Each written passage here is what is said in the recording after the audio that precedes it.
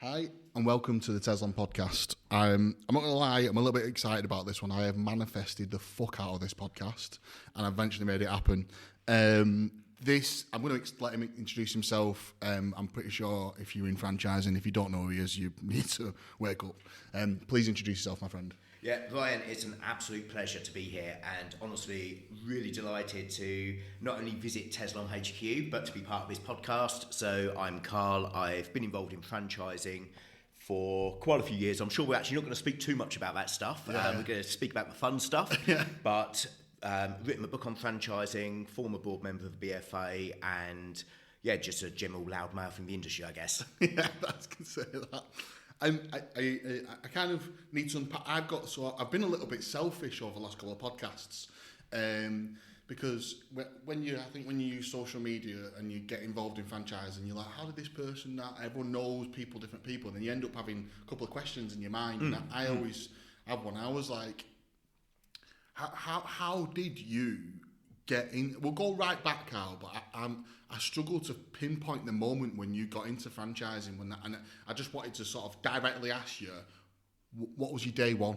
Yeah, sure. So look, most people fall into franchising. Yeah. And I absolutely fell into franchising. That was back in 2004. Yeah. So should I give you the journey up to that point, sort of what led to me being at the Franchise Expo at the All right, MC? let's forget about that then, right? Yeah, because sure. we'll get to it. Let's start from, where were you born? Where was I born? Rochford Hospital in Southend. Southend. And what was mum and dad like? That's a really good question. So my old man was a really hard worker, and mum was as well, actually. Yeah. So it was what I call a very normal upbringing, and I now know it's actually quite a humble upbringing. Oh, nice. But brought up on a council estate, and dad was a locksmith, mum was a dinner lady and a cleaner.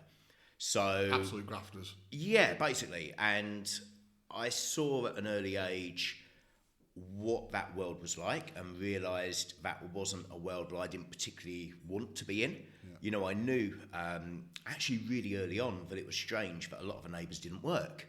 I knew that it was strange that some neighbours would be nicking stuff off of other neighbours, and you know, it was just a world that I wouldn't say was unsafe. You know, a lot of people perceive these things as unsafe, and it absolutely wasn't. It was just a world that wasn't where I wanted to be. Yeah. They were hard-working people. In truth, they were skint. Yeah. You know, I always got vivid memories of my dad sort of like literally counting out the pound notes and sort of dividing it into pots so that there was a bit for shopping and so on. And I always got the sense there actually wasn't enough in most pound notes, but they did the best they could. So you don't remember any like sad times in service, but you just remember a happy like childhood. But I mean, my old man was strict, but I think that was a good thing. Yeah. My mum was really caring. A pivotal moment was my mum having a brain tumour when I was 5, so she's in hospital on my 5th birthday. So I remember that quite clearly. Yeah. But to be honest, I would love to say to you there was all this like really deep childhood trauma. Yeah. And there wasn't, you know, it wasn't necessarily the best circumstances, but my parents did the best they could. I was also absolutely blessed by the fact that, thankfully, and this sounds really pompous, so if someone else was saying this, if I was in your position, Ryan, I'd want to reach over and hit me, but I was quite intelligent. Yeah. And I was quite fortunate that I was offered to join Mensa at an early age with an IQ higher than Einstein. Seriously. Fuck off. What's your IQ level? 168. No way. And that was when I was a child. It's probably gone downhill massively since then. Yeah. But that was how it was assessed. I passed my 11 plus, which is pretty much an IQ test. And I was blessed with a grammar school education. So despite having, I guess, what could be a challenging upbringing and what could be negative influences around, actually, it was pretty good. I love that, man. So not many people say that kind of story. Normally people try and pull out the bad stuff, but it's actually pretty good. I've had a few people on the podcast that I haven't had. Like, it's just interesting to see. I always feel like I've got no qualifications in it at all, but there's always something in the beginning years that help babe out the behaviour in your later years, and it's interesting to see. How did you end up going for a mentor test? Who picked up on that? Is it your school? And he said, it was school. So what happened was, I think I got put up a year. And yeah, it's obviously really hard to know exactly what happened, but I seem to remember being put up a year. And believe it or not, I was a computer geek. Right. So this was, I was born in 81, so it gives you an idea of the timescales. We had a Acorn Electron, which was the cheap version of the BBC. And I just quite enjoyed the fact that you could type stuff in and see what happened. And I had this dream of building my own computer game or whatever. I used to play Repton and Space, all of that stuff. Anyway, I was able to, able to program it, but at a very low level. So the school noticed that there was something there, tried to put me on extra lessons. That didn't continue for too long. And then it was things like spelling tests, for example. I used to be a bit of a cocky little sod, and you probably remember the spelling tests in a class. You'll be given the list of 10 words, and I was able to do it with my eyes closed. So they carved off 3 of us where we could choose our own words, and I was choosing stuff like anti-disestablishmentarianism and diatribonucleic acid and things like that, and able, for some reason, to remember how these were spelled. So there was clearly something that was there. I don't know what happened to it though, because as my old man would always say, that I was clever but had no common sense at all. I don't know. I think I've sharpened that as I've gone on. I hope. I think your job makes you do that. I've done it in life and having a business and stuff that makes you do that. Hey, that's interesting. That's so. At what point did you so you went through school, cool, and that was all right. Did you get into sports anyway, Carl? Was there a sports part of your life? No. So sports, I wasn't too interested in until a certain point. So my schooling sounds great, but by the way, about the age of 13, there was a massive change in that. I'll come to that in a moment, but basically just started going down the very much the wrong path. So in terms of sports, I always struggled physically in terms of running, swimming, and so on. And I think it's something that challenges both my daughter Lauren and my son Junior. Charlie and Jordan are both okay, but I suspect it might be a low-level dyspraxia or something like that, where my joints just aren't made for that kind of stuff. So I also remember having to go for physio, so to learn how to run properly and how to do stuff. I also couldn't speak until I was 4, I believe. I've only found that out since my son's got similar challenges, and my parents said, "Oh yeah, you didn't speak." So why didn't I know this stuff? There were from a sporting side of things, my coordination was absolutely shot and struggled to do it. However, at senior school, I not only got very interested in football, but started to play football for the class. So not for the year group or the school or anything like that, but for the class I played. But I was a fat kid, so I was in goal, and there's a couple of other sports like hockey and so on, but that wasn't a major part. But for me as a youngster, watching sport really was. So when I got into football, that was a massive, I guess, an escape for me. It was socialising. It was a way of bringing together different worlds, because the challenge with a grammar school, and I guess it would be the same if you maybe got a sponsored place into a private school, or you went to a school that's in a very different area for some reason. You have loads of different groups of mates, because I had mates on my estate, I had mates nearby. So by that point, I was actually living, I wasn't in Shrewsbury, I was in a place called Rayleigh, which was a nicer council estate, but still a council estate. So I had mates there, I had mates in Shrewsbury, I had mates in Eastwood, which was kind of the town next to it, plus I had people at school. But the people at school, while some of them are still very good mates of mine, a lot of them were different to me, in that they'd been privately tutored to get in, they were basically put there as, we'll give this a punt, and if it doesn't work, we'll go to private school, but this will save us a few quid. So a very, very different upbringing to me. And I found that at the grammar school, it was okay, and it was quite easy for me to, I guess, develop a dominant personality, because I'd been used to perhaps not having the world's, not being wrapped in cotton wool in the world. Yeah. So that helped. But in terms of, outside, it just meant that I had to learn how to deal with, I guess, different groups and different ways of life, which has served me really well when, now, quite literally 1 minute I can be speaking to, in fact, I serve on a board with the press secretary to the Queen. And then on the flip side, my mates, landscape gardeners, brickies, cabbies and so on. And I would like to hope that I can carry myself off with both of them. Yeah. So that's a really long-winded answer, isn't it? No, but it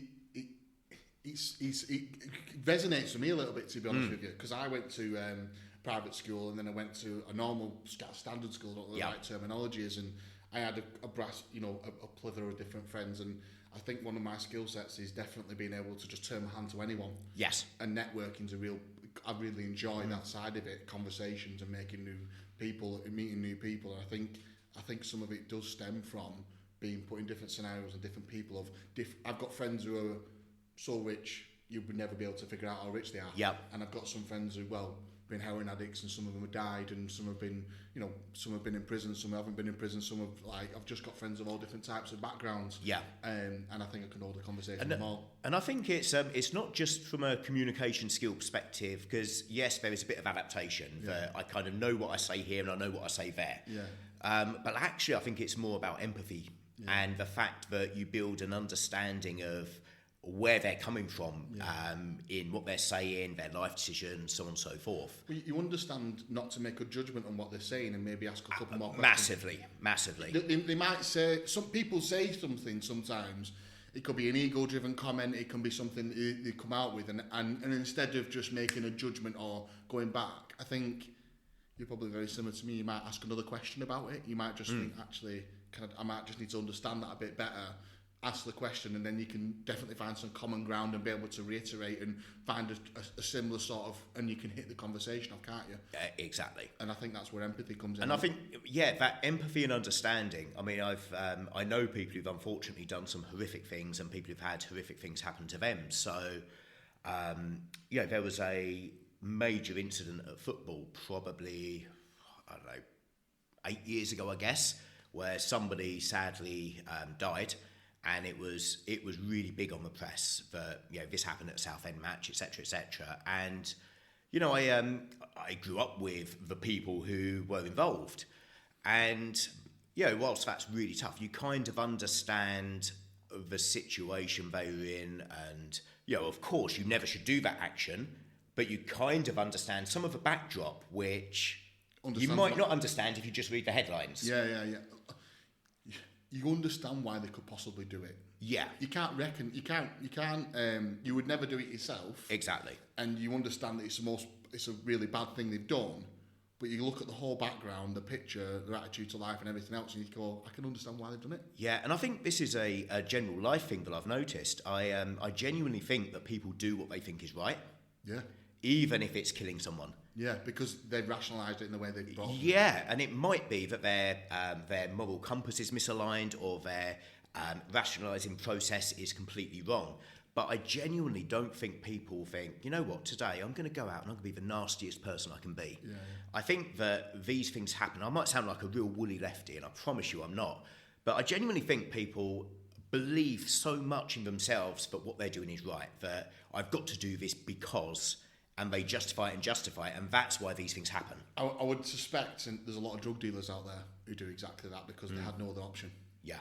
And now they make so much money they can't do anything else. Yeah.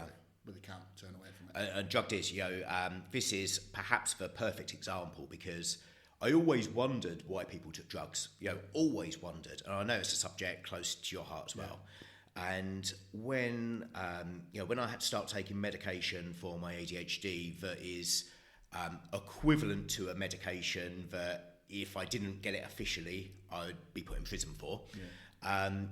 When I took it and it just fixed it, that was just the penny dropping for me that there's actually a reason why people take this stuff.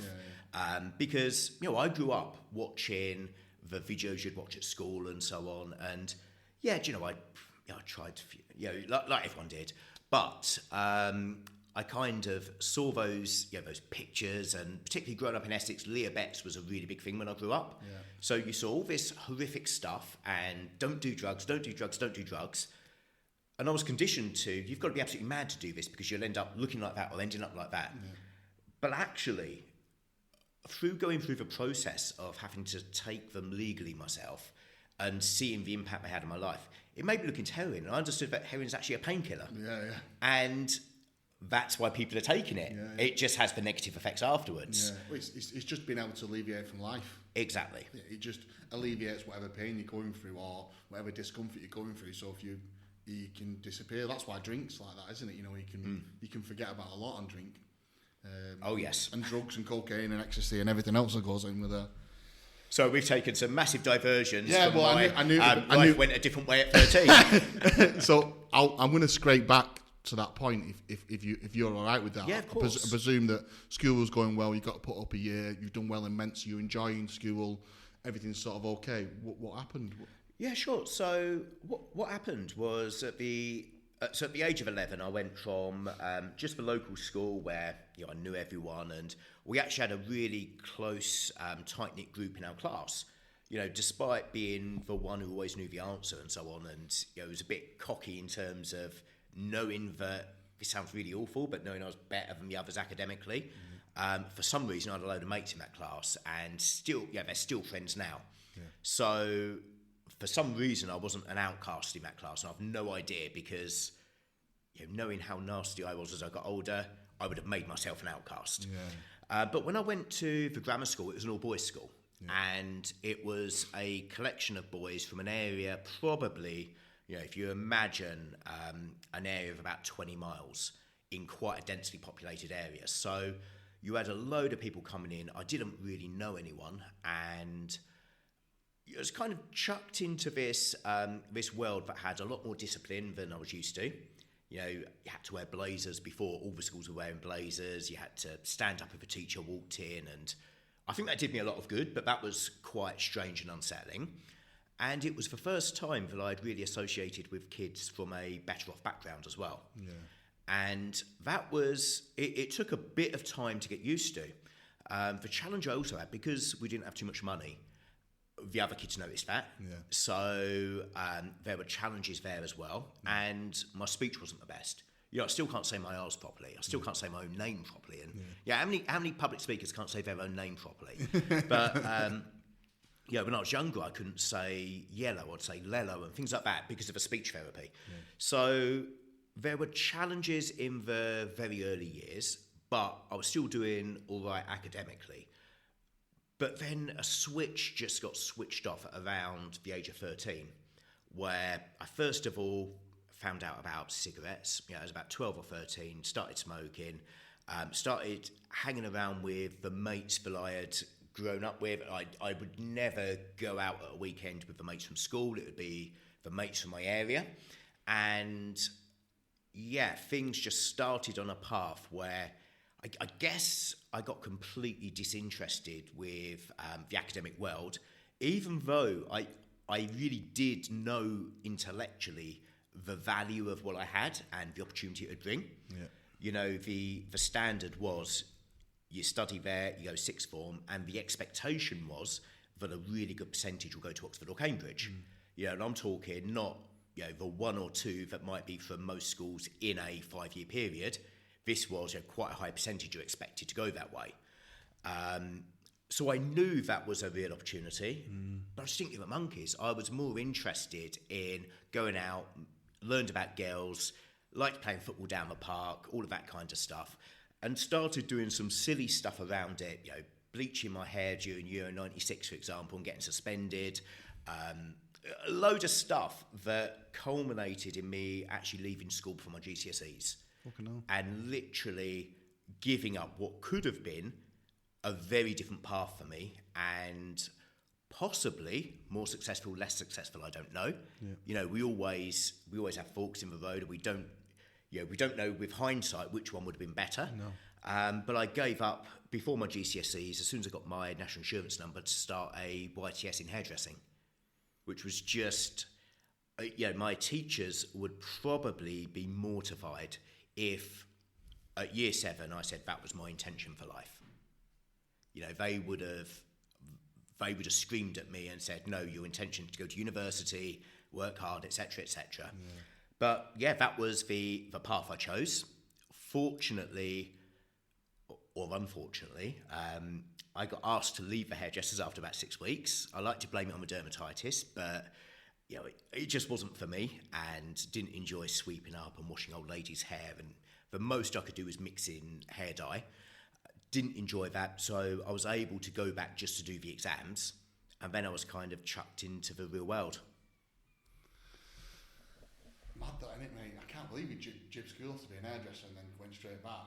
Well, it was a process. So I had. Was it? Did you?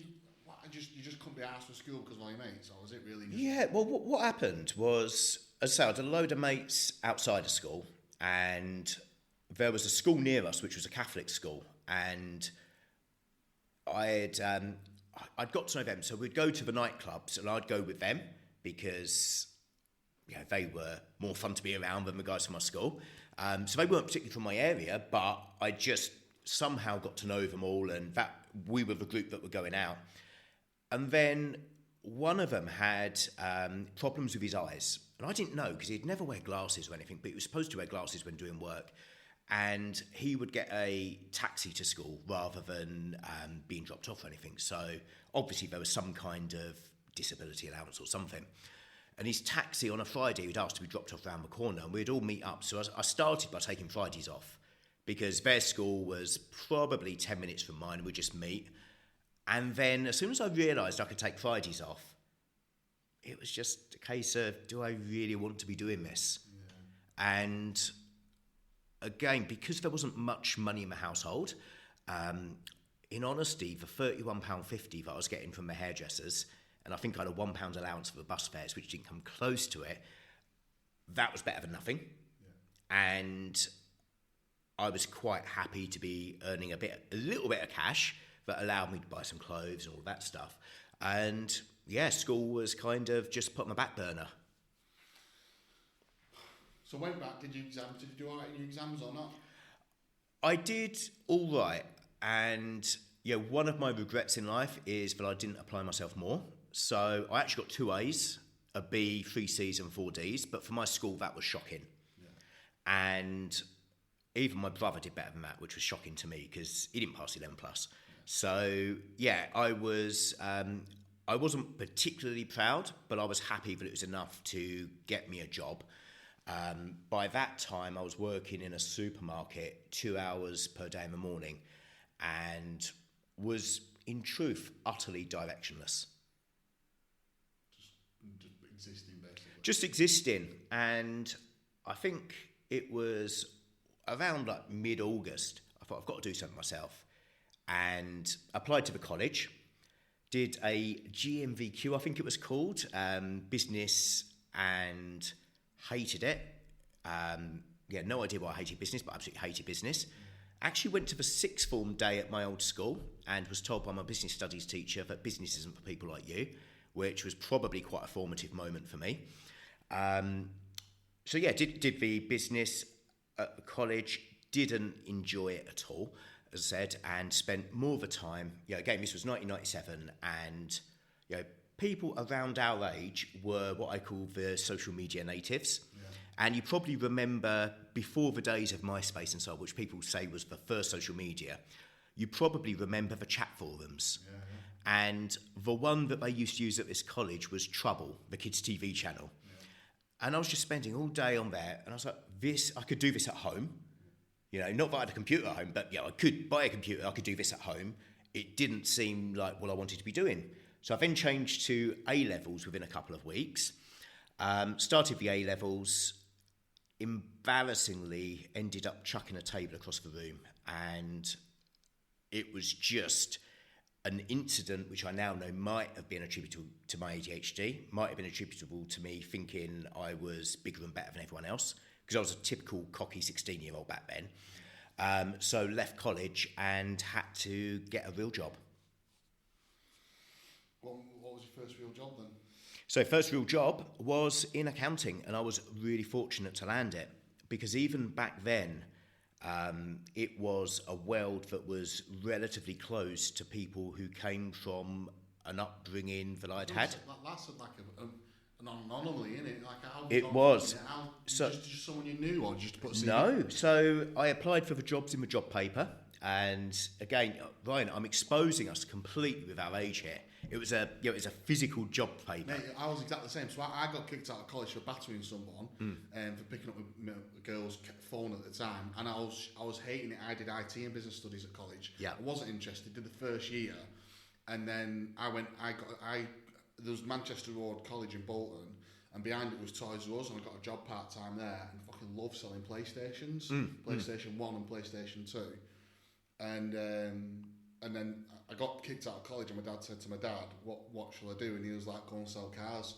And he just made a phone call, and I went selling cars, and I was the same appetite for money. Yeah, so I would have had the opportunity to, I guess, work for my dad.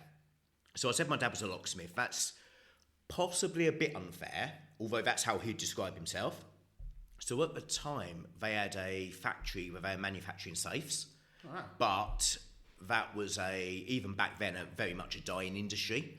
And it was I think an attempt for them to try and build something bigger, but they just couldn't. I think it was the fourth or fifth biggest safe manufacturer in the UK. Oh, yeah.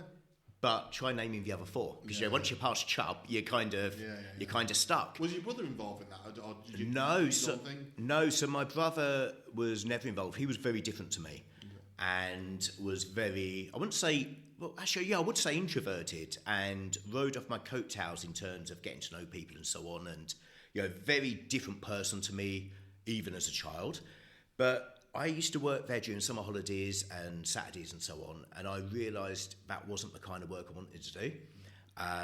The factory, unfortunately, had an arson attack when I was about 12, so I helped out a lot with the safes. We had to recondition them all. So, using the angle grinder to sort of shave them down and make them look half decent, all that kind of stuff. So I've done the shoveling the cement into them so on to make them heavier, and used to help in the shop with sweeping up, cutting keys and so on. So I could have had an introduction from him, but it would have been an introduction to the family business, and he didn't particularly want me in that either. I just don't think you're not that type of person, are you? No. I feel like you're a thought person, aren't you? Yeah, and the problem was I literally didn't like getting my hands dirty, because at the end of the day, I remember that when it's tea break, you shout tea is up and all go for a cuppa, and at the end of the day, you dip your hand in the Swarthega of however many other people who dip their hands in for the last however many years, wash it up and hope to get all the grime out your fingernails. And when people say they don't get their hands dirty, I really didn't want to get my hands dirty. That quite literally was one of the things I didn't like about it. Yeah. So I applied for jobs in the paper, and I had no idea what I wanted to do. So accountancy wasn't something by design. I knew I was right at maths, because that's one of the A's that I got.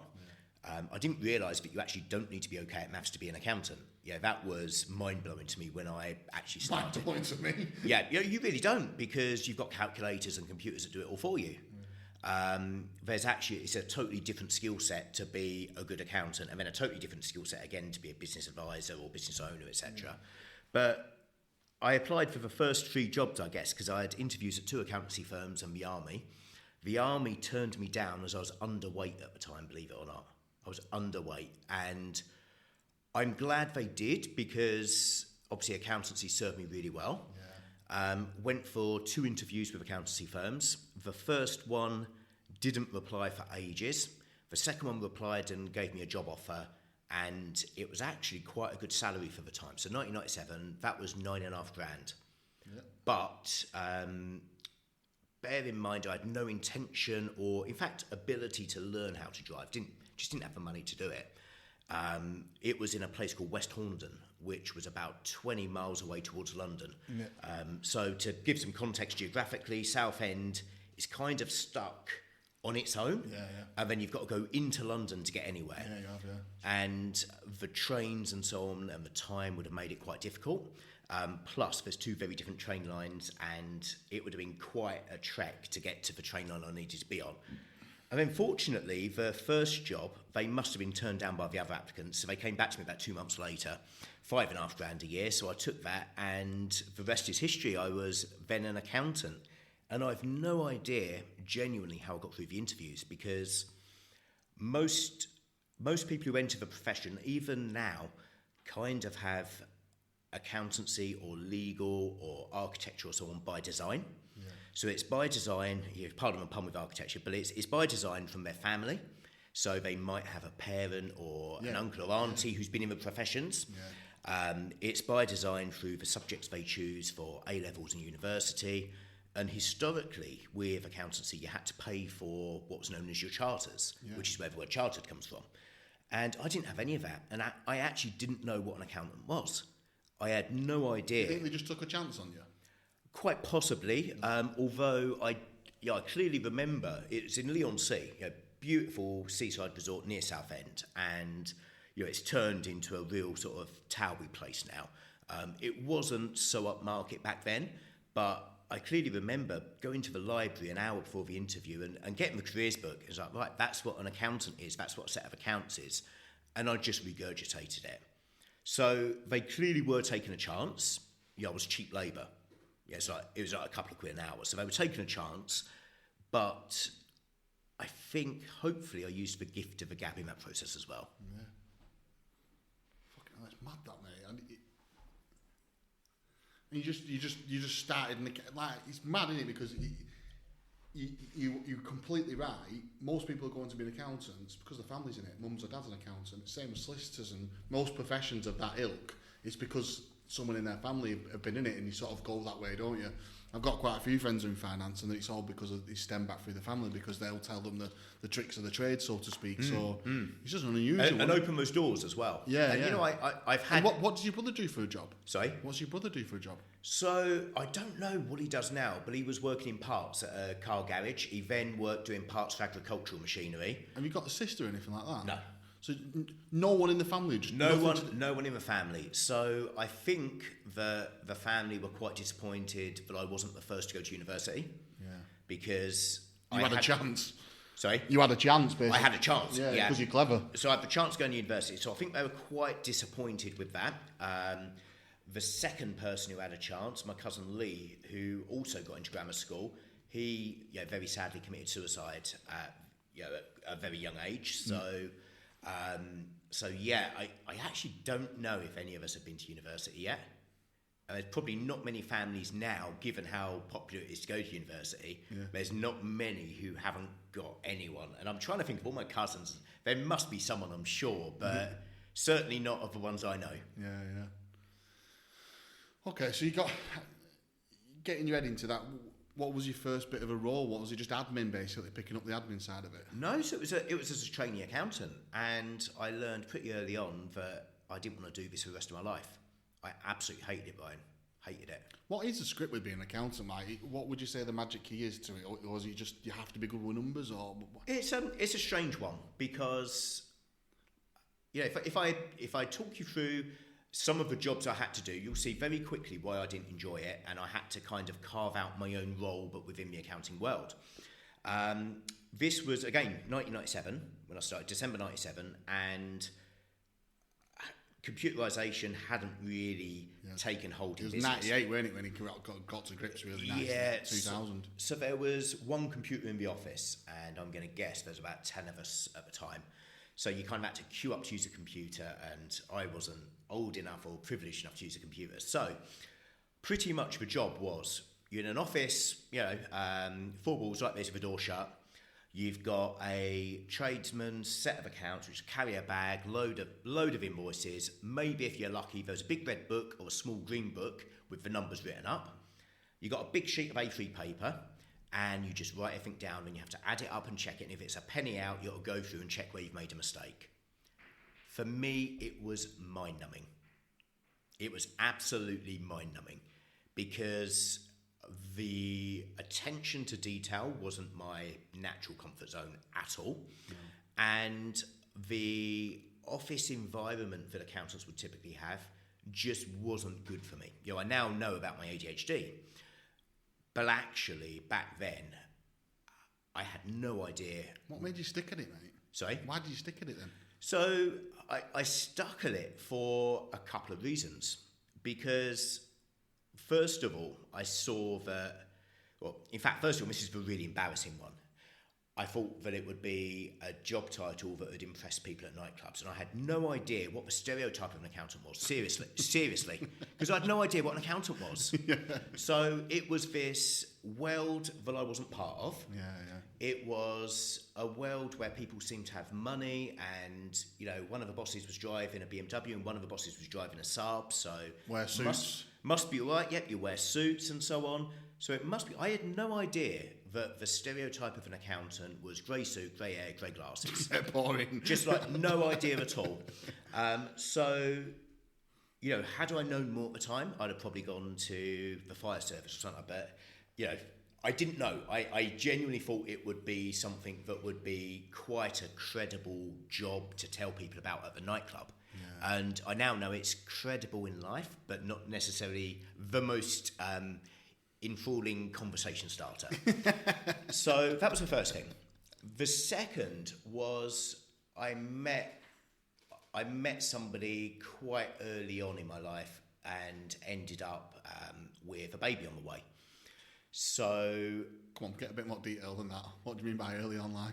Early on in life, I can't remember the exact dates, but Jordan was born March 99. So that'll give you an idea. I started the role in December 97 at the age of 16. Fucking hell, so gives you an idea. Yeah. And it was young then as well, weren't it? Yeah. So I was living in a bedsit in Westcliff, which was 50 quid a week cash.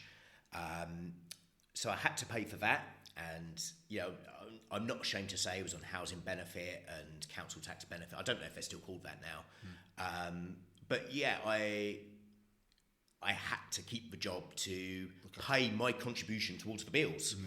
And that was a really tough time. Were you together as a couple or not together? Or yeah, so we were together, so we were living in that bedsit, and I remember having to sell. I used to love mixing, and I had aspirations of being a wannabe DJ. I had to sell all my vinyl at cash converters. I remember that, and they go into, regrettably was smoking back then, and go into the 7-Eleven, and do you remember the days when debit cards wouldn't actually take the money off your account until a couple of days later, unless you had what was called a solo card? Yeah.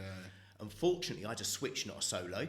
So before payday, I was able to buy the cigarettes and the food and so on, and just hope it landed afterwards. Yeah. That was kind of my life at that point. So I had to keep it from a financial perspective. That relationship went the way that you would imagine most relationships that start at that age do. Mate, it's tough, isn't it, having kids? It's tough, but Jordan, I would absolutely never change it. He matured me so much. Because you've got two options. If you've got somebody pregnant at such an early age, you got the option of being a boy or being a man, and I chose to be a man. And that, I think, really gave me a motivation to push forwards and earn more and be more and so on. Sharpen your focus and give a bit of a purpose. So that was the second reason. The third reason why I stuck with it was because, strangely, I saw an opportunity. I saw an opportunity to speak to business owners. And that might sound strange for an accounting junior, but pretty early on, I actually stopped doing my accounting studies. So in accountancy, if you went at a low level, you do what's called AAT, Association of Accounting Technicians, and then you get the choice of chartered or certified. I actually stopped my AAT after about a year and a half, I think, and started going out, training businesses about how they produce computer systems. And for this firm? Yeah. And they just let you do that? Yeah, and they gave me a pay rise because they weren't paying study leave. So by that time, I think... Mate, how did that happen? Come on, the boss said to you, can you go out and do this? There was just a frank conversation that accounting wasn't right for me, on both ways.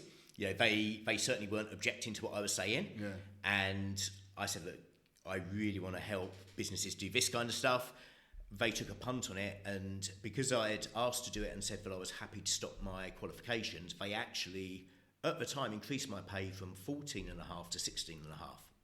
So that was huge back then. Yeah. And by that point, I think I might have separated with Kim, but I don't know the exact timings. Yeah.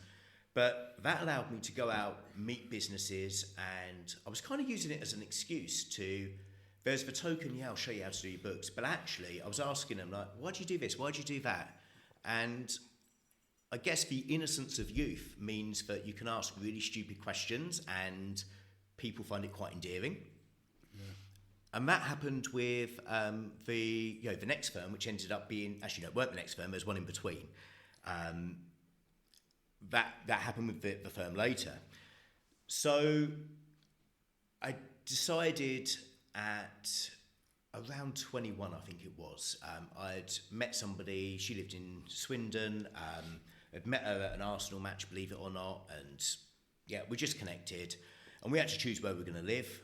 I had a load of emotional baggage in Southend at the time, because although I loved my son dearly, I hated the fact that there were so many negative memories about being divorced at a very, very early age. Yeah. You know, that certainly... Did you get married, did you then?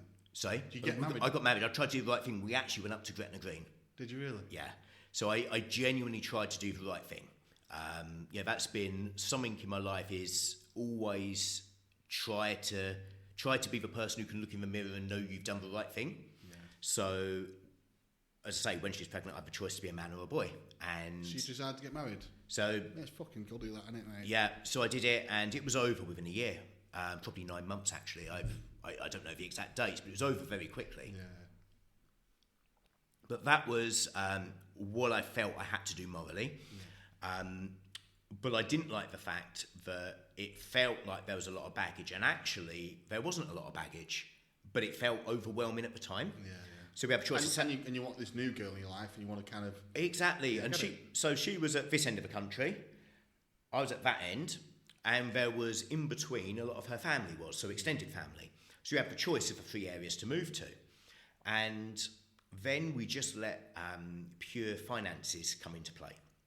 So Southend, for 100 grand at the time, you'd be lucky to get a 2-bed flat. Cheshunt, which is where her family lived, 1-bed flat. Swindon, 3-bed semi. So it was a no-brainer. Yeah. So we decided we're going to buy a house, scrape together the deposit, which seems ridiculous when I use the word scraped, because it was like 8 grand. I remember it was first quoted at 3 grand. We got our 3 grand together, and then we had to find another 5 grand by begging and borrowing. Yeah. Seems madness, but that was hard to come by back then. Yeah. But that's what it was. And joined a firm there, and I lasted 2 weeks because... So you left the firm you were doing the pitching to go and sell the computer system, like the computer idea to... Went to an accountancy firm. Obviously, talked a good game in the interview, as I do. They talked a good game too, to kind of reaffirm that it would be what would work for both sides rather than an accountant's role. They wanted me to do an accountant's role, and I think after a week... I went in, and I'm embarrassed to say this, I fronted the partner and told him he didn't know how to run his business. I had put in systems in place and, this stuff that somebody who was, at the time, unqualified, I shouldn't have had to have done. Yeah. And I just knew that there was, it was broken. Yeah. But it's like 99% of professional service firms out there. So left after 2 weeks, and that was a scary moment. Sorry, I actually handed my notice in after a week, left after 2 weeks. That scary moment, because I was about to have a mortgage to pay.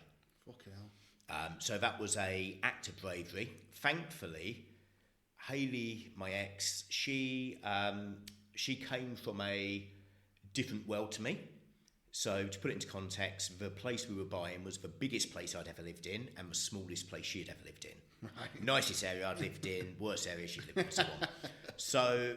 and that was ultimately, I think, the undoing of that relationship longer term because of the change in our life directions as time went on and adjusting that dynamic. But she was the breadwinner. Unfortunately, her dad was really well connected. My dad sadly passed now since we broke up, and he was a wonderful guy. I'm not one of these people who take hatred to everybody associated with somebody very broken. He was a good guy. And he was like a really prominent guy in the business community, insurance broker, and introduced me to his accountant at the time, reached out to them, had an interview, and the interview was with a guy called Julian, and it just clicked. You know, we were, I wouldn't say kindred spirits, but we got each other. We kind of knew what an accountant could do versus what an accountant does, and it's not about numbers at all, like nothing to do with numbers.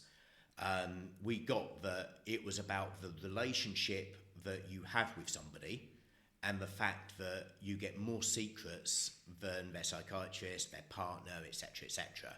And that level of trust, you really can be transformative in their life. Yeah. And what good can you do from that? So, joined the firm, had to do a small amount of number crunching, but was gifted 30 odd clients. And those clients were all in the martial arts world. No way. So they were the clients that nobody else wanted to deal with because, and I'm saying this with all respect to any martial artist listener, they weren't the most financially literate and they didn't really care. Yeah. They were all over the UK, so they were quite a distributed bunch of clients, and they were all referrals from a mate of Julian's that used to be his kickboxing instructor who he'd saved some VAT for. And within about a year or so, I'd actually taken that 30 and made it 250. Fucking hell. I'd got it to the point where we were charging, again, back in 2002, we were charging like 300 quid for a small sole trade set of accounts. And I was charging $3,000 because... Would you say you're not an accountant? Would you say you're a salesman? Really good question. I don't think I'm an out-and-out salesman. I think I'm an accidental salesman. Yeah. But an accidental salesman more than an accountant. Yeah. I think I'm probably it's more of a marketer than a salesman. Yeah, it's like you've got the intelligence to be an accountant. You understand the framework of accountancy, but your skill set from school and being able to talk to anyone has helped you develop the marketing skills and the approach to talk to people, hasn't it? Like yeah, you can sort of see how it's all the sales side of things, it's really not hard to stand out in the world of accountancy. Yeah, I bet. And there's a lot of people now who are trying to visually stand out. They've seen what I've done and have started wearing the t-shirts and all of this. None of them got face tattoos yet, but watch this space. But it's not a hard world to stand out, even if I wore suit and tie. It sounds awful, I'm pretty confident in a lineup of 100 accountants I'd get the client. Yeah. And that's not being boastful, it's just knowing the personality types that are attracted to the profession, because what kind of personality type do you have to be to want to sit in a closed room adding up numbers all day, not speaking to anyone? My accountant's amazing, Stephen. I said that to him all the time. I said, fuck, how do you do this, Steve? Like, when you go for our accounts, they're not our accounts, for the recruitment business, invoices, fucking all over. It's crazy. Yeah. And, if you look at the typical personality types, a good accountant will be mid-level D and then mid-S, high C on the disc profile. Yeah. A normal accountant, so the usual accountant you'll come across, will actually be low D, but then S and C. Yeah. The reason I say a good one is because to be a good advisor, you've actually got to stand up and tell your clients when they're wrong. Yeah. And you've got to have usually a chartered accountant as well, isn't it? If you're going to do that sort of exactly. But I was like bloody high D, even higher I, and that's for some people that's a really worrying disc analysis, because that means that I get my own way, but I charm the pants off of you to make you think it was your own idea. So it's actually it's a really dangerous one, but it's also a really powerful one if used ethically. Yeah. I was clearly standing out, I guess, in terms of I'd go out and see them, and I was just getting referrals. And part of it was because I hated being in the office. Absolutely, I hate it today. I don't go to the office, and the office is grateful for it, and I'm grateful for it. Yeah. I cause more trouble than anything else, because I get in within 5 minutes. I'd have a ghetto blaster go in, and you'd be having a chat. Yeah, and creating a football match in the middle of the office, and they don't want to do that. Yeah. One time I built a sales team, and I decided that we'd actually, to try and spark up the office, we'll mingle everyone. And then that started in the sales building, and every time we signed up a new client, and all of this stuff that I put in culturally within that side of the business, you would not believe the conflict. And I now know I was wrong, they were right. I was totally blind to the needs of other personality types.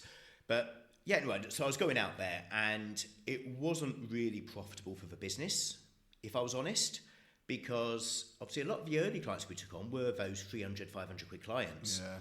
And I was driving 100 miles to see them. But I was learning on the job.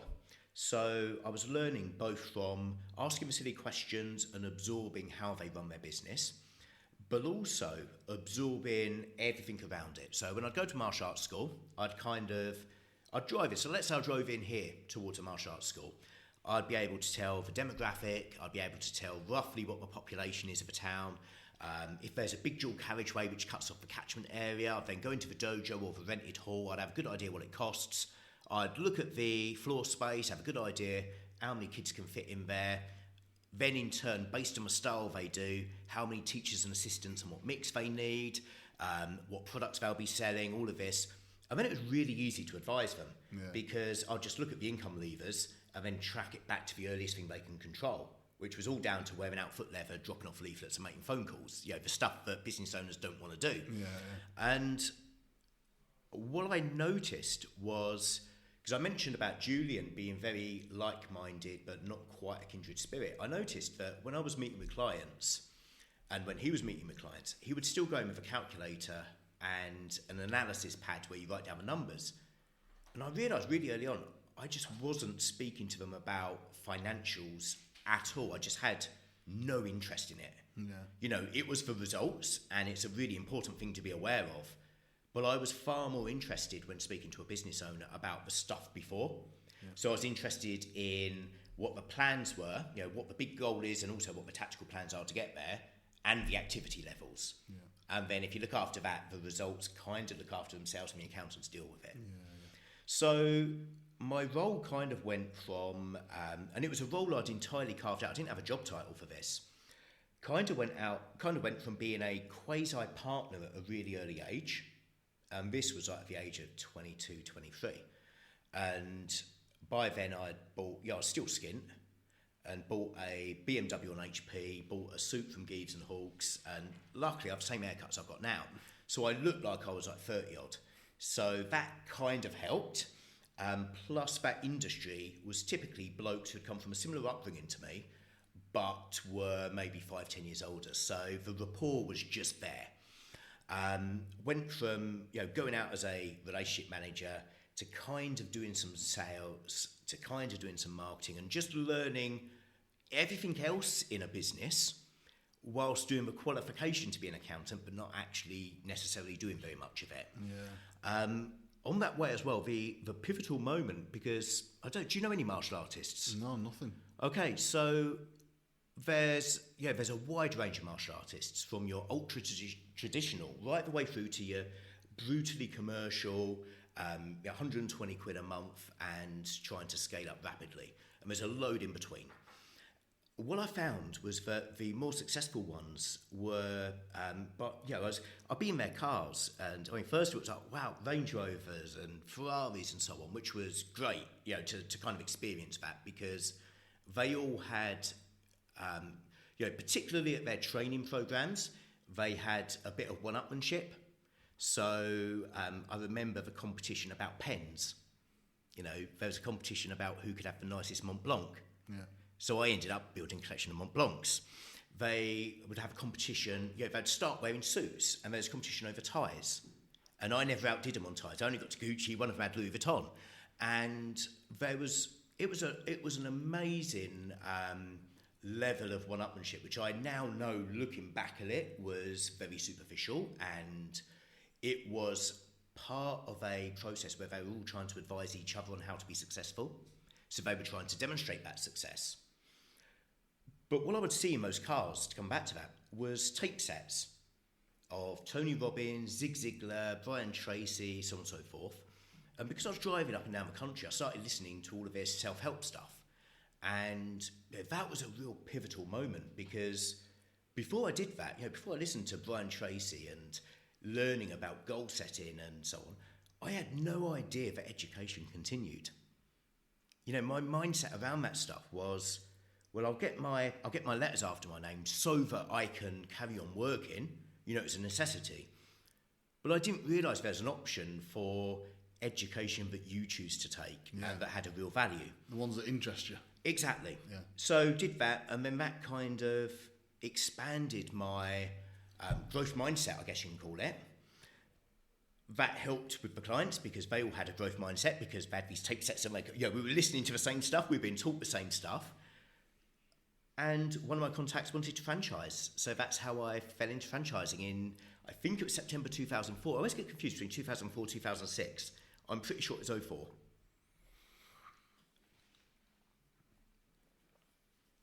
It's fucking interesting, that, mate. It's clever, that, isn't it? That it's you can when I'm painting a picture in my head of how your life is panned out and why you end up doing it. It's always very similar how people's things like pull together, isn't it? But it's never a traditional trajectory. It's never like this is how it's going to be. But then again, your role in life isn't traditional either. To be honest with you, is it? In your job with Dean. This is it. I mean, I talk about the forks in life. It's like, and I talked about the option of, would my life have been better if I'd gone to Oxford or Cambridge? I don't know. I just don't know. And it probably would have been, but it probably wouldn't have been accountancy. I would have probably used whatever I gathered there to stand out in a different way, in a different field. Yeah. I just don't know what. And a big regret of mine was a load of my mates made a load of money, not just off Bitcoin, as there's a lot of us kicking ourselves about Bitcoin, but a load of mates actually made money off of coding when the internet first came around. By then, I thought coding was the geekiest thing you can do, even though I did it as a kid. So I kind of shared both sides of it. Why on earth would I want to build a website? Why do I want to sit on a computer all day? But I chose to be an accountant. And the other big thing was working as a stockbroker in financial markets, being so close to the city. That was a really big thing. And, I look back and think, should I have gone into that world? Could I have made bonuses that would have just set me up for life by the age of 25? You were intelligent enough, weren't you? Yeah. So there's, amazingly, even though I know I've chosen a good path, there's a load of what ifs and regrets as well, which are low level, but you just don't know. Yeah, it's interesting that, isn't it, mate? The thing, because you've got the mind for them other opportunities. It's not sad. It's just like it could have been different, couldn't it? But it's still great what you've done with your life, and you're like, obviously, you obviously there's no regrets for anything ever. Like, you never regret anything. I certainly don't. I know you definitely don't. But it's just interesting, isn't it, when you have them things around you that you could have done other things. Yeah, but it's an acceptance, but there's a never-ending escalator. Yeah. And success, as far as I see it, whatever kind of success, is on that escalator, and you're on it a few steps down, and you're both going at the same pace. Yeah. So things adjust and so on. I think, unfortunately, there's a certain type of personality that you stay on that escalator, and it's an escalator, and emotionally you accept it, but you keep on that journey. Yeah, that's true. Go on, mate. So you got approached by... who was it that wanted to do this franchising? Are they still franchising, or do you know them still? So they're not franchising, and there was another two actually that were franchising in the martial arts world. This one wasn't a particularly ethical model, but at the time I looked at it and thought, it's a really good way of making money quickly.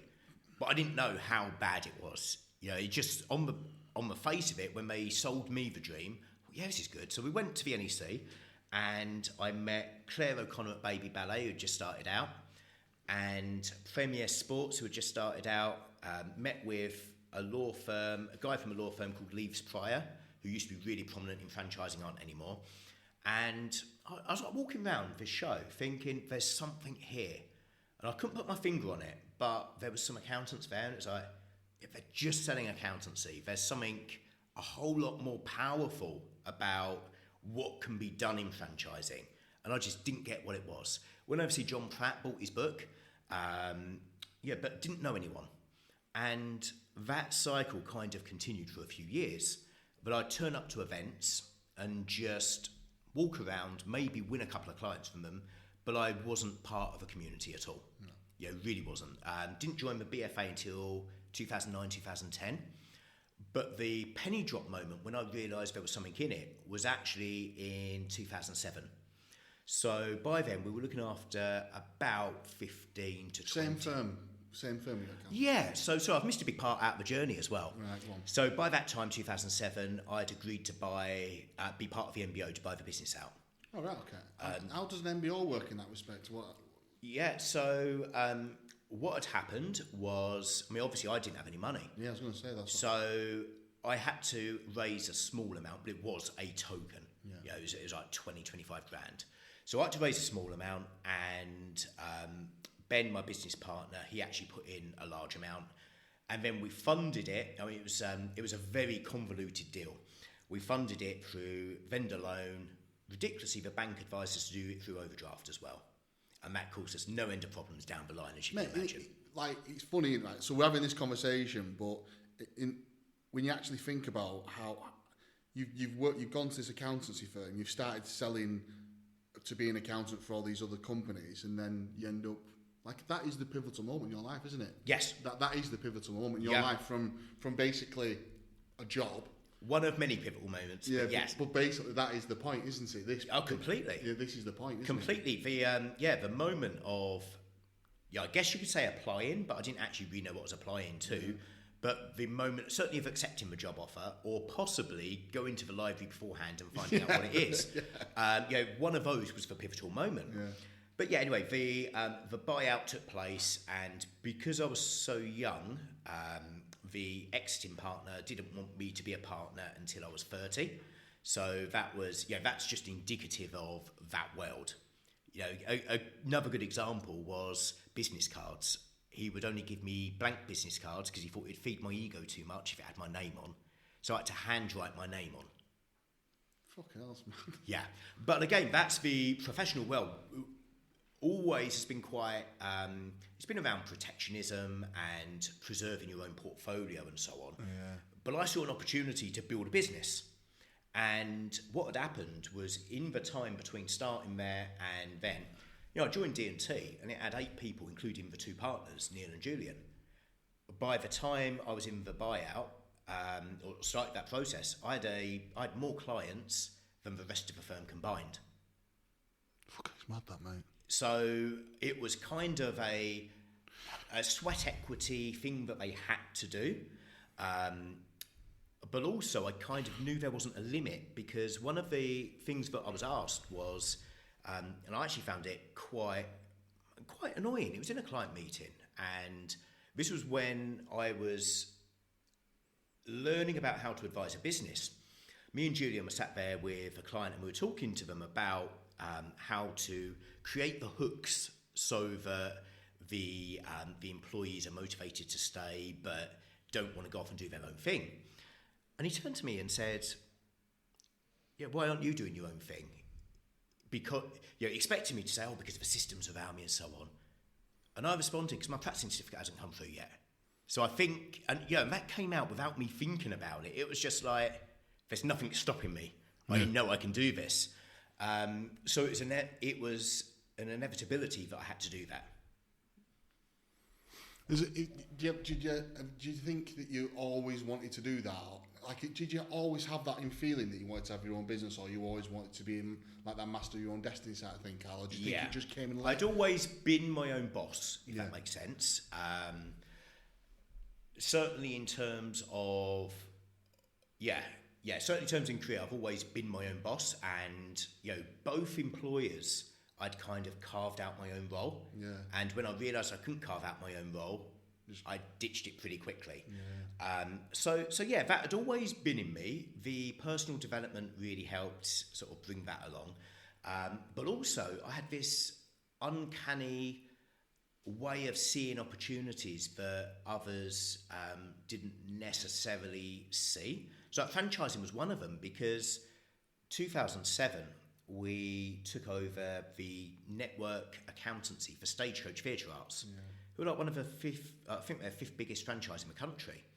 And we were, when I wrote a letter to pitch to them, what actually happened, I wrote letters to all of their franchisees and recruited 2 telemarketers just to ring them. And we got a phone call, an angry phone call from David Sprigg. And David Sprigg is one of very few informal mentors I've had in my life. And he sadly passed about a year and a half ago, and in fact, possibly a bit longer. And I'm eternally grateful I had the chance to text him before he went and told him that. And he ended up in tears over it. But he didn't realise that I learned so much from him and what he did and the way he approached business. He was a board member of a PLC. You know, it's an AIM-listed PLC. Yeah. He was a proper bloke. You know, I speak to him and it was all about his A6. And I'm not a car guy, but he would talk about the fact that he's got his car, I can't remember what model it was and how close it was to the S6, but it was a whole lot cheaper, but it's got the same brake horsepower and so on. And I was thinking, like, you know what, you're a proper bloke, you're not driving a Ferrari or something, which you'd imagine from a board member of a PLC. He sat in an open plan office with team members, and he was just one of the team. You know, at annual conferences for his franchise network, he would get up and play the drums. He really mucked in, whereas you imagine a board member of a PLC wouldn't turn up to a franchisee conference. So he was an informal mentor. Anyway, we took on this network accounting, and they had a peculiar VAT issue, which we happened to be experts in. So it went from David moaning at us about advertising to his franchisees. We managed to turn him round and actually get on board. And then the penny dropped that actually this isn't just about VAT monitoring, this is actually about understanding what's going on in a franchise. Yeah, the performance piece. Because head office didn't have a clue. Yeah. And I say that in the nicest possible way, but not only performance, but benchmarking, network-wide cost saving, loads of stuff. And it was like, oh yeah, we're on something. And that was the journey of franchising. So then from there through to about 2013, 2014, 2015, we had a really rapid period of growth. Built the team up to about 60 employees, multi-million turnover, 150 brands, 3,000 locations, so absolutely nailing it in franchising. And then I started my plan to retire, which finished in 2019. Don't do it. Yeah. I'm not going to jump that far forward, Carl. I just wanted to ask you something about how when you go from having a job and being an employee, and I guess you didn't really manage anyone or anything like that. Can you like, one of the things that I struggle with the most is not struggle with, but one of my biggest growth thing isn't the business, isn't getting more business on. We do well with that. Isn't more franchising. We're doing well with getting on franchising. It's about me and Matt learning about my behaviour and how to become a good leader and how to manage a team. Have you ever found that a struggle? Have you? Because your characteristics are very similar, some of them to mine, and I definitely feel like my ego's in there and things like that. Have you struggled with that, mate? Like, did you find it was a difficult part? I did. So I'm really fortunate that I acknowledge I've got an ego, but I was having this conversation with somebody yesterday. I acknowledge I've got an ego, but I also acknowledge that my ego isn't so great that it stops me admitting weaknesses and understanding. You have to have one. You do. You do. You have to. And often the people who don't admit they've got an ego are the ones with the biggest egos. Yeah. It was a conversation with somebody about public speaking, and they said, how do you do it? And I said, well, I've got an ego, but my ego's not so big that I would be absolutely ruined if I screwed up on stage or died. Yeah. Because I fully accept that could happen, and that's part of life, and we move and we start again tomorrow. Yeah. So I think that acceptance, but I'm not perfect, has meant that I've always tried to be open to the fact that there's stuff to learn. But the big challenges I found around leadership and management, the first one is very specific to professional services, in that generally management comes from being a good accountant, a good lawyer, etc., etc. And a good accountant isn't a good manager. No. I don't know about lawyers, but I imagine a good lawyer is not a good manager. Yeah.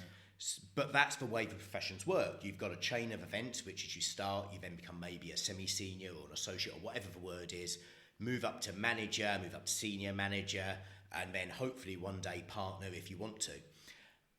That process was broken. So I learned very quickly about the difference between management and seniority and a technical skill when we were trying to build our management team and was wondering why it's dysfunctional. So that was something we were forced to learn because we had a group of overly qualified accountants, and they were great, so we promoted them, but actually they were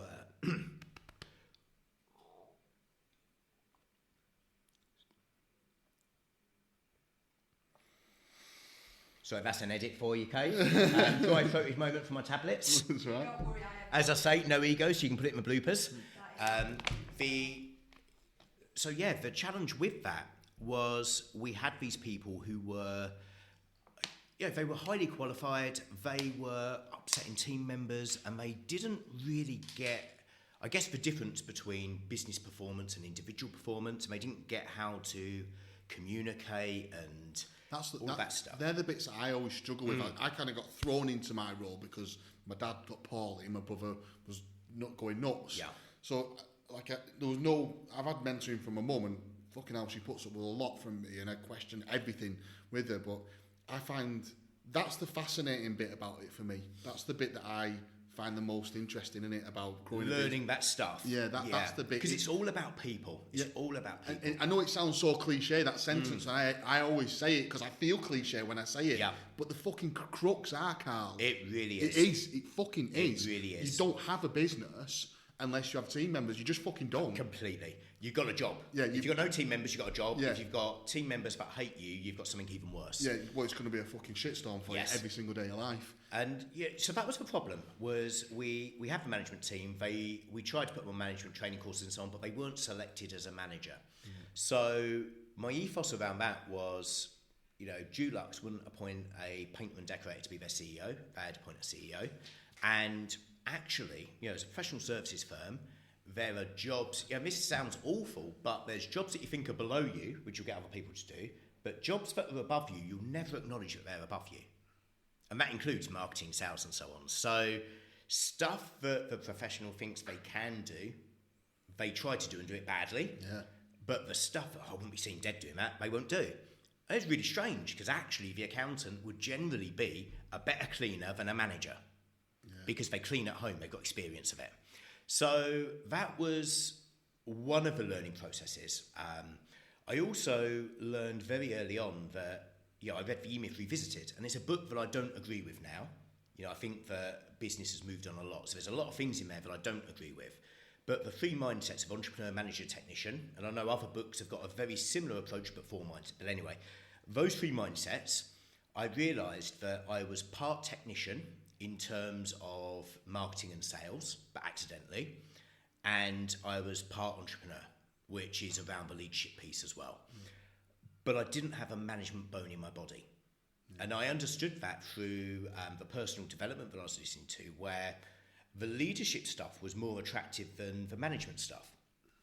So I obsessed myself with learning about leadership and reading biographies of people who've been strong leaders, whether political, business, etc., even sports people. I was reading about what drives personal impact, and I just soaked this stuff up.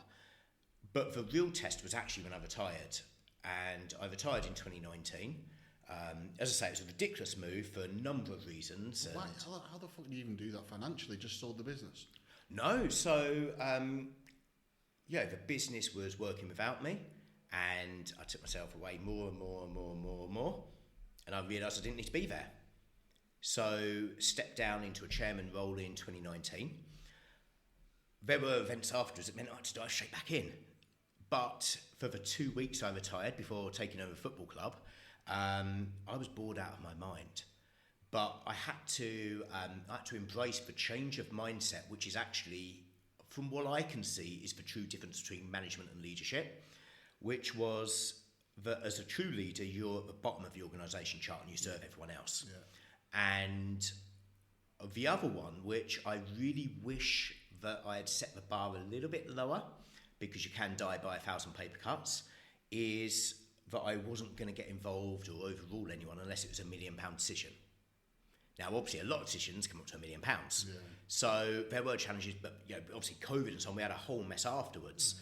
But yeah, I had from the period of rapid scaling, I could see that we were able to sell, we were able to market, we were able to fulfil our operations, everything could happen without me being involved or being a bottleneck. The problem was, when I extracted myself, was that the culture, as I saw it, which was built with the team. You know, when we set our values, we had post-it notes all over the wall and we consolidated it. So we built it as a team, but the way I communicated it and reinforced it was missing, and it got diluted. The vision of where I saw our real difference was in the world in franchising, that got diluted, and we started selling funding and accounting services. And, you know, we were just like another one on the BFA list. And we went from being the absolute go-to in the industry to opening the door to competition. Yeah. And, you know, we left that open goal.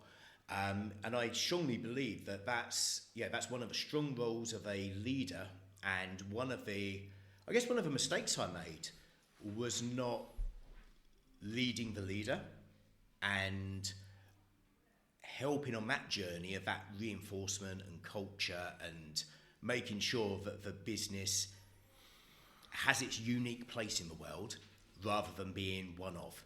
Yeah. It's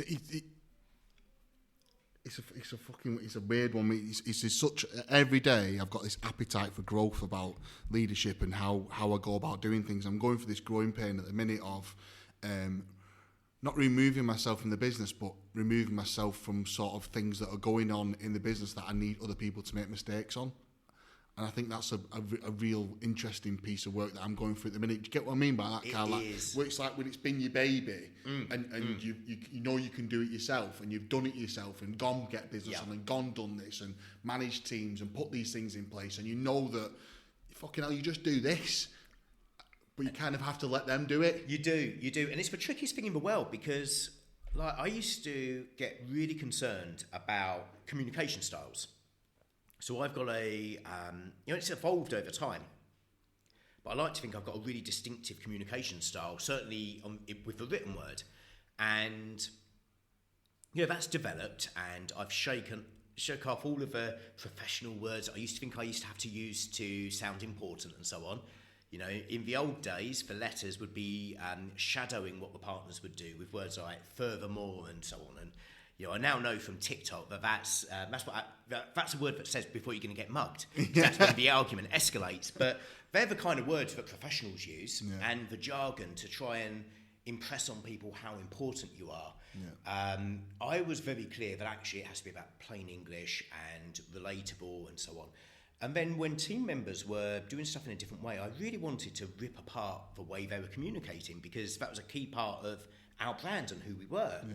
And so there's a load of stuff I wanted to dive into, but the problem is that if you don't let people develop themselves and you want to stifle them, then why have you got them? Why don't you have someone more junior and just do it yourself?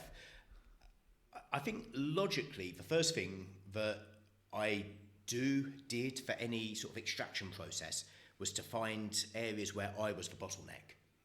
Because they're the obvious ones where if I'm holding something up, then take myself out of that process and then it should work. But then after that, I tried to just look at how 80% of what I do, how can someone else do that? Yeah. Because I wasn't that important.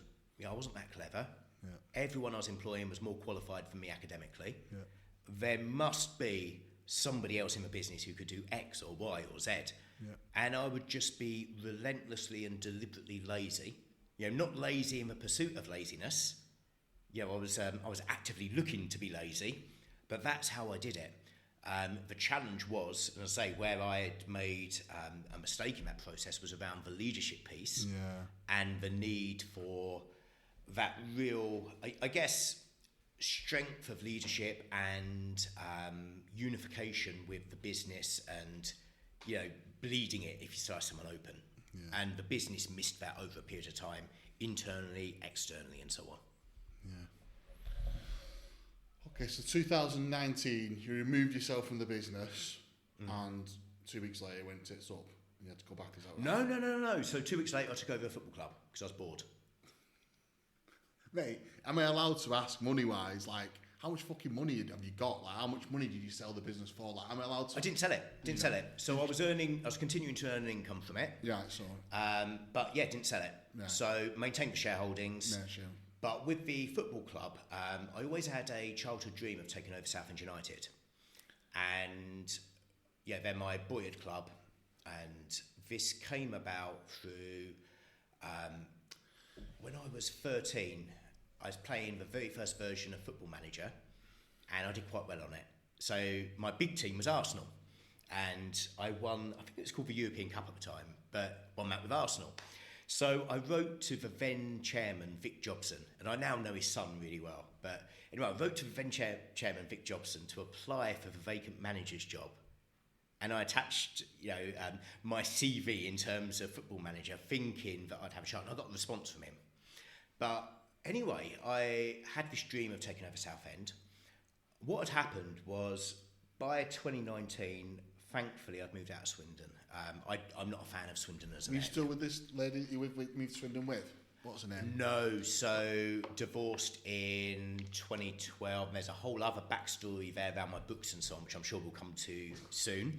Because that was where from about 2013, 2014, when I started stepping away, that's when I started doing other stuff.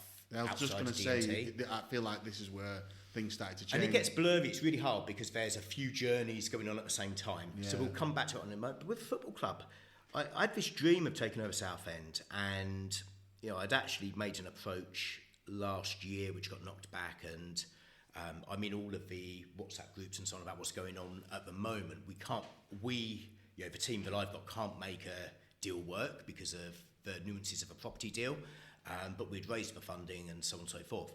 But back to Hungerford, it was a local club in the area that I was living in. So me and Sarah had moved to a little village called Lambourne Woodlands. It was, fantastic area. I had to move from there during COVID because it killed me, because it was like fields everywhere you look apart from a muddy track, and it was ruining my train. As I said, I don't like getting dirty. It was a beautiful place, converted barn, more rooms than I ever needed. I had a couple of rooms I'd never been in. Seriously, it was that kind of scale. Had stables, the lot. But it just wasn't right. But anyway, we'd really become fond of West Berkshire as a county. Newbury became our local town, and Hungerford was the very closest town. And the football club, one of my mates, a guy called Fraser Digby, who used to be a Premiership goalie, he was my local landlord, and he'd retweeted something about Hungerford. So got in touch, he put me in contact. It was actually a not-for-profit members club. So there was a bit of cash that went in to shore it up, and donations, but really low level. But what we had to do was convert this club that was about to go under, and bear in mind it's at the 6th tier of English football. So it was at the same level as Torquay United, and in fact, just as we'd done the deal to take over, they beat Torquay 1-0 in front of, I think, 6,000 fans. So Torquay was absolutely rammed. The population of Hungerford was only 5,000. No way. So it gives you an idea of what they're up against. Salford were at the same level in the Northern Division, and they're playing fully professional teams. Okay, so it's the level below Wrexham, Notts County, Southend, and so on. That's the level that Hungerford were, and they were, to the outside general public, if they looked at it but didn't know about football structure, they'd think they're a pub team. They get maybe 80 people turn up. Literally on the on reporting for the gates, we included players and we included officials because we were always the lowest gate, but we wanted to be as close as possible. But yeah, we had this fixer-upper. So financially, it wasn't really an impact, but we had to dramatically cut the wage bill. We had to ramp up sponsorships, which we did, including my business sponsoring, Pat's business sponsoring, and so on.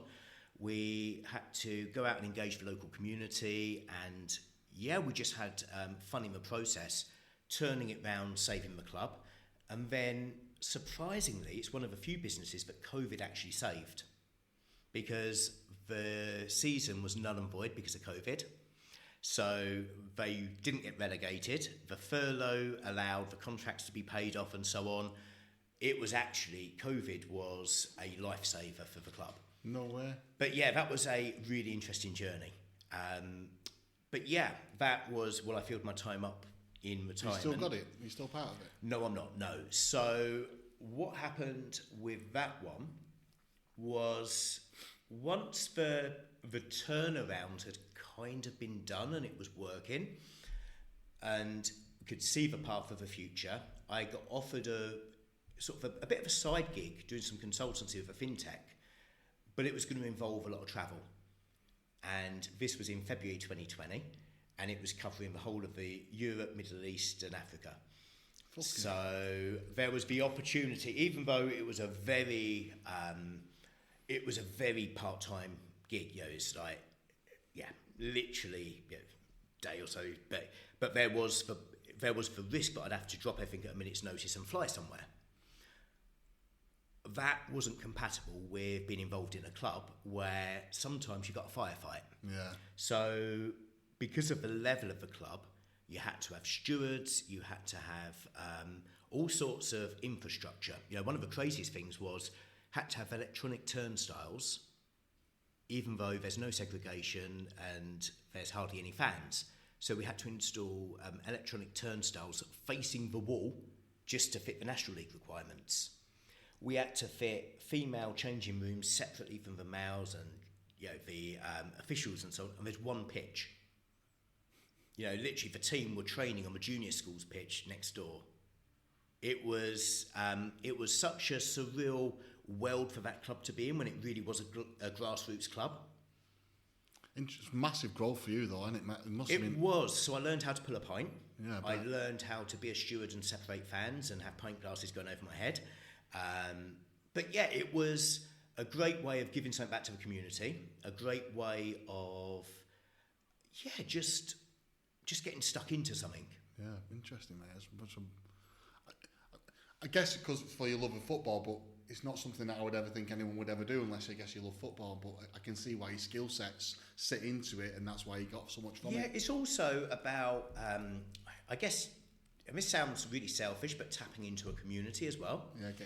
So you tap into a community that love the club. There's something you can give back.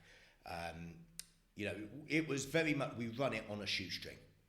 And we got a stand that was previously used by Newbury FC, and because we weren't going to hit ground grading. So I'd never done this kind of stuff in my life, never had any involvement in it, but a stand was built at the end of a pitch, which was full width, or pretty much full width, to be able to make it appear to be a football ground that can play at that level, because you've got to give the appearance of being a National League South club, and it didn't look like a National League South club. We did that. The dugouts were literally chairs that were less comfortable than this, like deck chairs in a wooden hut. We took Basingstoke's old dugouts and put them in, and it was just leveraging the local community to chip in, and it was a real true members club. And that's what we tried to keep through it, was keep that members club alive. That was somewhere where the local community, there's not much doing Hungerford, so it's somewhere that they congregated, but it was also the biggest football club in West Berkshire.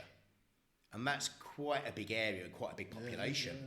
Yeah. And probably, certainly in rankings in the league, at one point it was the third biggest, probably the fourth or fifth actually now. But in the whole of Berkshire, you got to bear in mind, you got Reading. But you then had Maidenhead and Slough. Yeah. Slough were in the same league. Yeah. Maidenhead were sort of between the leagues, I think, but really they sit the league above.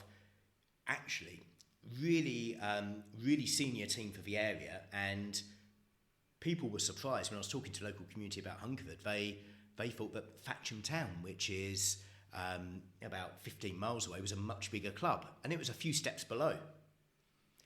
So yeah, it was a interesting underdog journey. Yeah, that was. So did you sell out of it, Carl? How did it finish? It's a members club, so there was no buy-in, no buy-out. Right, okay. So. Yeah, but I couldn't serve the club in the way that it'd need if there was an emergency from a personnel perspective, or an emergency from what we're going to do. We've got this crisis, and the crisis can be anything from At that level of football could be weather. So it's not like Premiership where you don't really get matches called off for weather. At that level, pretty much every match gets called off over winter. And that causes crises over finances and all sorts. Because you're depending on the gate receipts and more importantly, the bar takings. So there was that side of things. If there wasn't enough volunteers and so on, I just couldn't legitimately devote myself to it if I wasn't going to be in the area. Can I take completely off track? Is one of course. One of the reasons me and you spoke is because predominantly about trainers, but about public speaking. How did that journey start for you? Public speaking, was it D&T or what? Kind of. So again, that was about forking the road and sort of part of what scaled D&T, but also part of the other journey I've taken personally. So probably about 2007, 2008, I did my first speaking slots. First one was to a room full of martial artists, and I had no idea about the social codes or etiquette of speaking. So I thought I was amazing. I had a 2.5 hour presentation that I gave. It was designed to be half an hour, but once I was just in my flow, and I had no idea you're supposed to stop at the time you're given. I thought, give them more. So I thought it went well. The organiser probably thought it was dreadful. But anyway, second one, I died on stage. I don't think many people noticed massively. They probably just thought I was another bad speaker. And this was at the Franchise Supplier Showcase. So that was an event that used to be run by, do you know Nick Strong? No, Nick, yeah. I know who he is. It was run by Nick and the Franchising Centre. And basically the suppliers would pay £1,700 if you wanted to stand, two, I think it was, if you want to stand and a speaking slot. So I thought that we've got this magic that we give, we need to share this message. So we have a speaking slot, and it was amazing. We got so many, that was where we went from looking after a lot of accountants to being the only choice. Where it was, that's where we won, Louise Harris and Freddie St. George. There's loads of opportunity that came off of that. But what they might not have realised, I don't know, was that I died on stage about 5 seconds into the talk. Why? And I think it's because Julian turned up because I'd asked him to help on the stand. Even though we were well in the process of the MBO together, I still saw him as the boss.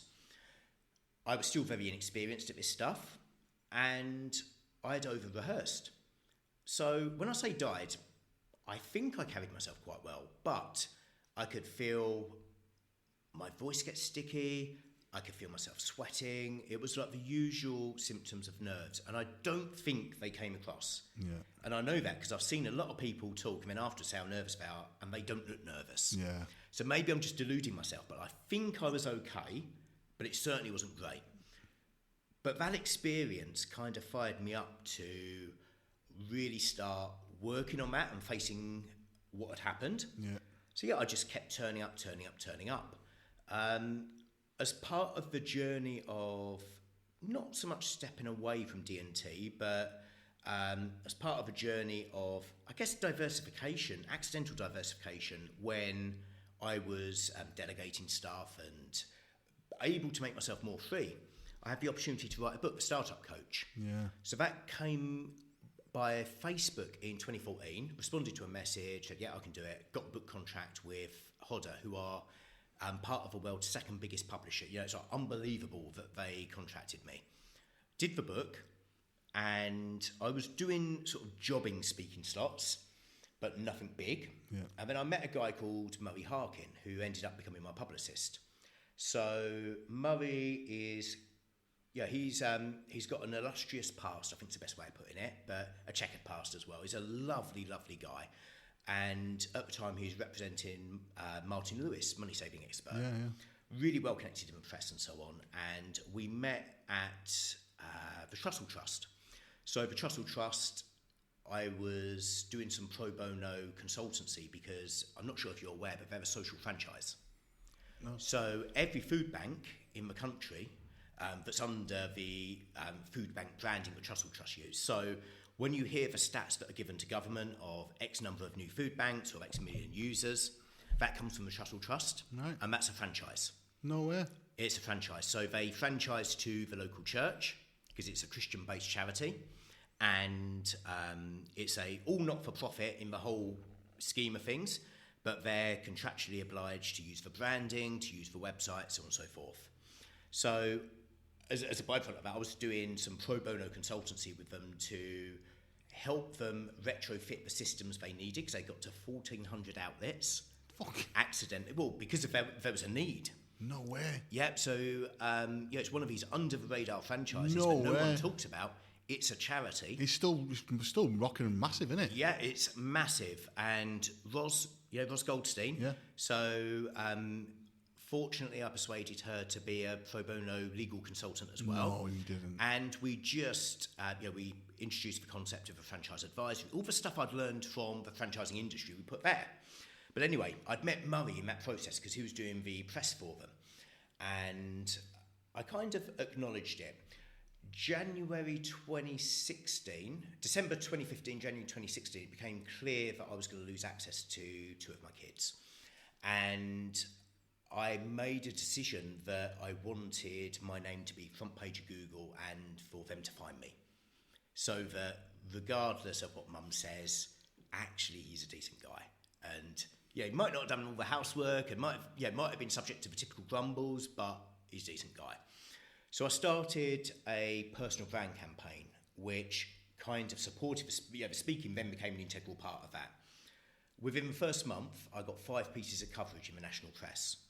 And that was just through going to meet the journalist events and, just networking, being on Twitter, responding to journal requests, all of this stuff.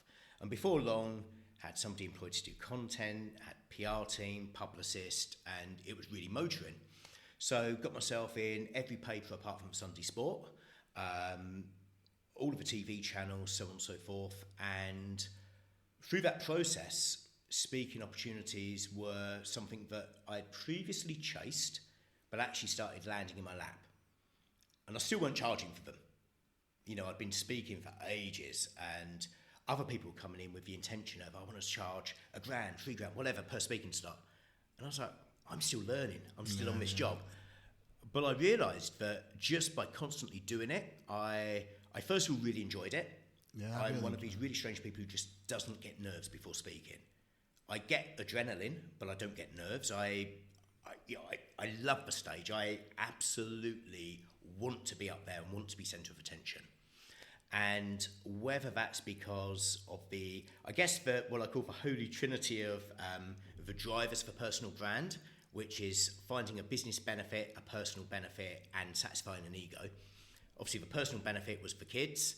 The business benefit, I'll always find a way of tying it back to D&T. That kind of worked. Yeah. So whether it was that did it, or whether it was just that I love the sound of my own voice, I don't know. Yeah. But I just continued doing it, and the stage has got bigger, and it's been really difficult to say no to speaking slots now because actually there's quite a few that undermine my wider speaking career, as I can call it, because I now get paid very good fees for half an hour's work. Yeah. The kind of money that my a year's worth of work when I was younger, it's just crazy. Yeah. And when a mate asks me to be on a panel, it's like, I really want to do it because I want to be on stage. Yeah. But I know it's detrimental to the bigger thing, but I'll do it for a child because I want to be there. Yeah. So that's a really conflicted place to be in. But it is, yeah. But the speaking was as a result of a drive to build the personal brand. Yeah. And it was just part of that, what I call the personal branding web, the marketing web, which is one of my mates, Jordan Fleming, that's actually how he referred to it.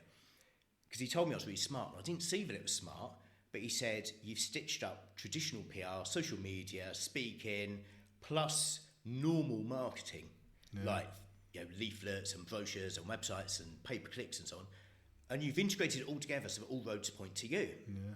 And that wasn't by design. It was just kind of, it was like hey Mum, my book's in my bookshop. Hey Dad, go and buy the Times today, I'm in there. Yeah. And it was just seeing what I could do. Yeah. And just being almost like a Pokemon collector, got to get them all. Yeah. And it was, honestly, it was like that. That was all I wanted to do was, I was in the Times, so I wanted to get in the Telegraph. I was in the Telegraph, so I wanted to get in the Financial Times. And yeah, that was the journey. The most surreal one was being in Marie Claire, where the first line, so it was only featured as a quote, it wasn't a column of mine, where one of the first couple of lines of the article was about anal bleaching. Okay? I've been in the Daily Star, I've been in the Sun, right the way through to Financial Times, Telegraph, etc., etc. Fucking hell. It's mad that, isn't it, mate? I love the appetite. You were just literally... I've got the same appetite. Obviously, I don't think I'll ever get it to that, just because of the knowledge you've got about the financial industry and business. I feel like you'll be able to always deliver it better than me, and be able to, because you write amazingly as well, because I love reading the stuff you write at the minute. But I've definitely got the same appetite about public speaking. I really like it. It definitely feeds a good part of my ego as well. I like it, and I like the personal brand side of it. And I know I could give value. I just don't know how to deliver it yet. But that satisfaction I get from it, I like it. And now I've got over the 20 seconds of fear. I can get on stage and I get the adrenaline from it. And that's so good to see, because I know where you were before. Yeah, if you don't mind me saying. Yeah. I'm sure you'll edit that out. And No, leave it. But I know where you were. And the thing with speaking is. And as a professional speaker, you're never supposed to admit this, but I still don't see myself as a professional speaker. Yeah. I still see myself as someone who's willing to grasp each and every opportunity to be heard. Yeah. And again, I don't know if that's because I still want the name to be top of Google and so on, so the kids can. I don't know, but the thing that really drives me, and it's selfish to say this, is the audience feedback. Yeah. And that's why I hate Zoom meetings and Zoom webinars and all of that, because you can't see what's going on. I much rather be in person and absorb that environment. That fires me up, and the bigger the audience, the bigger the venue, the better I deliver, I believe, based on that feedback I get. It's a positive reinforcement. Yeah. Now, as a professional speaker, you're never supposed to say that. It's supposed to be about the value you give them. And that's possibly the trickiest part of speaking, is finding the right value for the right audience if you don't have a chance to speak to them before. Yeah. So one of the things I always do at any speaking slots is speak to some audience members before to ask them what they want to get out of it. 9 times out of 10, that takes my talk, which was going to be here, and it takes it right over here on a tangent, and that's very deliberate, so that the audience feel heard, they feel loved, even if I'm just referring to Julie over here has asked me to, or whatever. It just gives them what they want rather than me pitching or delivering what I want to deliver. It's, mate, like literally the last expo we did, Kay did it with me.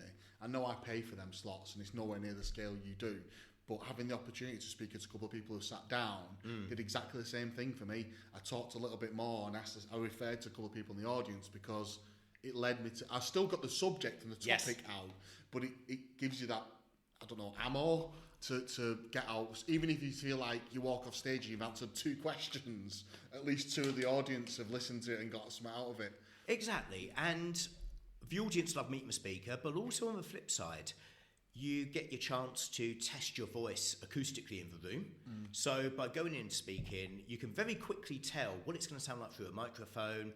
Are you going to have to project your voice? Is it worth walking around and so on? So it helps from a reassurance from that side of things. Some other bits and pieces that I do. I mean, you've mentioned that you do the same in terms of speaking. I never pre-script my talks, because if you go off on a tangent, that can send you into a pit of despair and you don't know where to go if it's gone off script. The thing is, you are always going to do, like, look at this podcast. Exactly. Like, we always, so like me trying to do that and you trying to do that, it's only going to come back and bite us on the arse. This is it. And just remembering that it's a chat about something you know about with people who want to hear it, because otherwise they wouldn't be sat there. Yeah. Just knowing those 2 things are the kind of things that can drive you through any talk. It's not about stagecraft. It's not about whether you've got notes or not. It's not about how well you deliver. I like to think I do all that stuff well, but actually it's just about having a conversation, but being comfortable standing up and having that conversation rather than sitting down and having it one-to-one like we are today. Yeah, it's that 20 seconds of fear.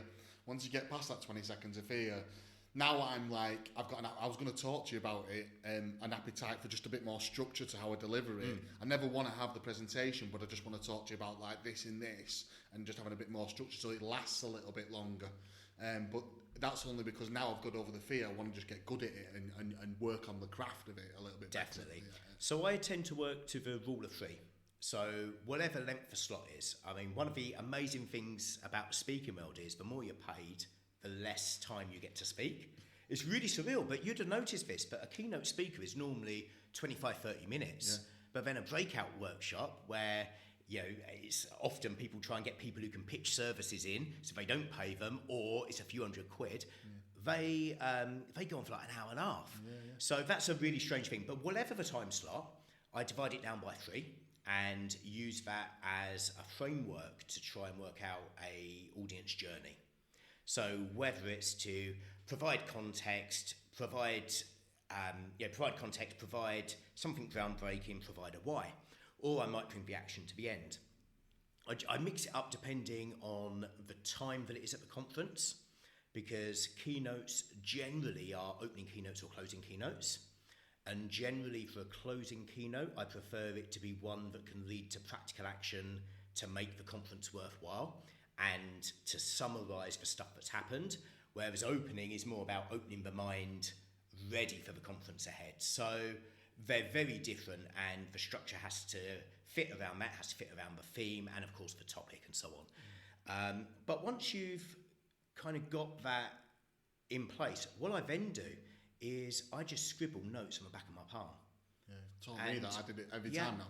And you know what? I've never looked at them. I've never actually looked at them because you don't need them. But what I know then is, rather than having to walk over to the podium and have a quick look at my notes or visibly turn my head and look at my laptop, instead of doing that, all I have to do is just talk like this, and I can glance outside of my eye at my hands. Yeah. So it's there. Now, it often, I'd normally put them at the start of the day, which is ridiculous because they rub off with handshakes and so on. Yeah. But just knowing that you've got that safety net, it's so powerful. Yeah, it's true, mate. It's worked every time for me. Just a little glance of, I just forgot about that, and I go straight back to it. That's helped me. That's the one thing you taught me about it. But the thing that audiences want is authenticity. Yeah. They don't want a script. They don't want a sales pitch. They want a lesson. Generally, they want a lesson from they think they want a lesson about success, but generally they actually value and respect a lesson about a failure or a cock-up or so on. Yeah. And if you can leave them with a smile on their face and a bit entertained and something to take away, then generally you've delivered value.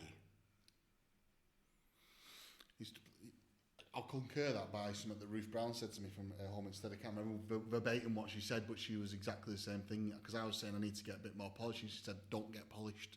She said, don't get polished. Just tell your same story of what you want to deliver every time, and don't get polished, because everyone just switches off. This is it. I mean, your superpower is possibly like mine, accents. Yeah. Regional accents, you rarely hear them on stage. Yeah. That is absolutely key. I did consider going for vocal coaching. In fact, I went for one vocal coaching session because I was speaking to someone about the speaking I was doing, and they recommended I go to a vocal coach. Now, they probably could hear that I couldn't say my own name and so on. And the problem is, all that would happen through that process is I'd be sterilised to be another speaker. Yeah. I'd be diluted.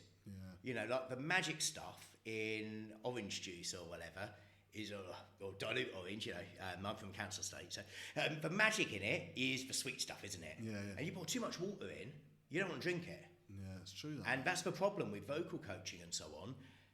You get pushed to be perfect. The ordinary. You get pushed towards the Queen's English and so on. And that's not what people want. What people want is somebody who stands out, somebody who's got a strong message, and somebody who's kept their attention during the time slot. If they learn something, that's a bonus. Yeah. Okay. I don't know how long this podcast's going on. I don't want to go on forever, but there's something I do want to talk to you about, and I don't know if you're going to be totally comfortable with it, but I'm just going to ask you. Of course. Like you've mentioned a couple of failed relationships, if you want to use the word failed, but whatever, however you want to word it, I'm not bothered. If you want to word it better, you can. And then you've mentioned children and things like that, mate. And then running a business, selling a business, having a football club, talking publicly. How do you deal with the tough bits, mate? Like, how do you deal with the tough bits? Really good question. So I'm a big fan of Stoicism and trying to understand the rational reasons for everything rather than letting the emotions drive it. So yeah, I've been through a lot of ups and downs. Yeah, you are. And I think that the ups and downs help strengthen you anyway. But I also think I'm a strong believer that everybody has fault in every situation in some way, shape, or form. And that might sound really offensive to some people, who go through some horrific things. But even if you've got a 1% responsibility towards something and the other side is 99%, you've got to own your 1%. If I was, heaven forbid I don't, but if I was to have a heart attack tomorrow, I would like to think that that's unexpected, given my age and given that I don't smoke, don't drink, etc., and that I've made an effort to lose weight. However, I actually have to take responsibility for all the cream cakes I ate 5 years ago. So there's trying to take personal responsibility as much as I can, but that process of taking personal responsibility also helps, I guess, refine your views on what's in your control, what was in your control, and what's not in your control. And when you understand that, and you understand that, sometimes life deals you a bad hand, and there's always better hands, but there's always worse hands as well. Yeah. I could have been born in one of the 95% of countries that has less opportunity than the UK. Now, 95% is a stat off the top of my head, but it's probably right. Yeah. I could have been born during a war. I could have been born at a time where there wasn't technological advancement. All of this stuff, there's actually so much to be grateful for. And, the most important thing to be grateful for is the breath that you're taking at the moment, because that's the only point in time that's real. Yeah. I read a fantastic book. I didn't get all the way through it. I'm embarrassingly for an author, I struggle to read complete books. Yeah. But it's Eckhart Tolle, the power of now, and it's all about the fact that the past is dominated by either rose-tinted memories or regret and guilt. The future is either dominated by opportunity or fear, and we tend to navigate towards the negatives. But the only moment that's ever real in our life is right now. Everything else hasn't happened yet, or it's been and gone. And understanding that, and understanding, I guess, your place in the whole tapestry of life, kind of helps you be in a position where it's not about looking back at what's happened, but it's about, right, what actions do I take today? What can I do tomorrow? It's a fucking great way of looking at life, that, mate. I mean, sometimes I definitely don't do that, but practicing gratitude and being present in the moment has definitely got you through, hasn't it? Through some of the things, I guess. Yeah. So I'm not prepared to share details today, but going through a tough time at the moment, and all will become clear on that, I'm sure. Yeah. But if I was to wallow on it now, what's the point? What's the point in wallowing on it? Because all I would do is be crying into tears in a hotel room, watching Netflix when I'm supposed to be working. Instead, I'm working in a hotel room, but I'm meeting people and actually looking at what actions can I take, what can I control. Mate, it's a fucking great outlook on life, that, mate.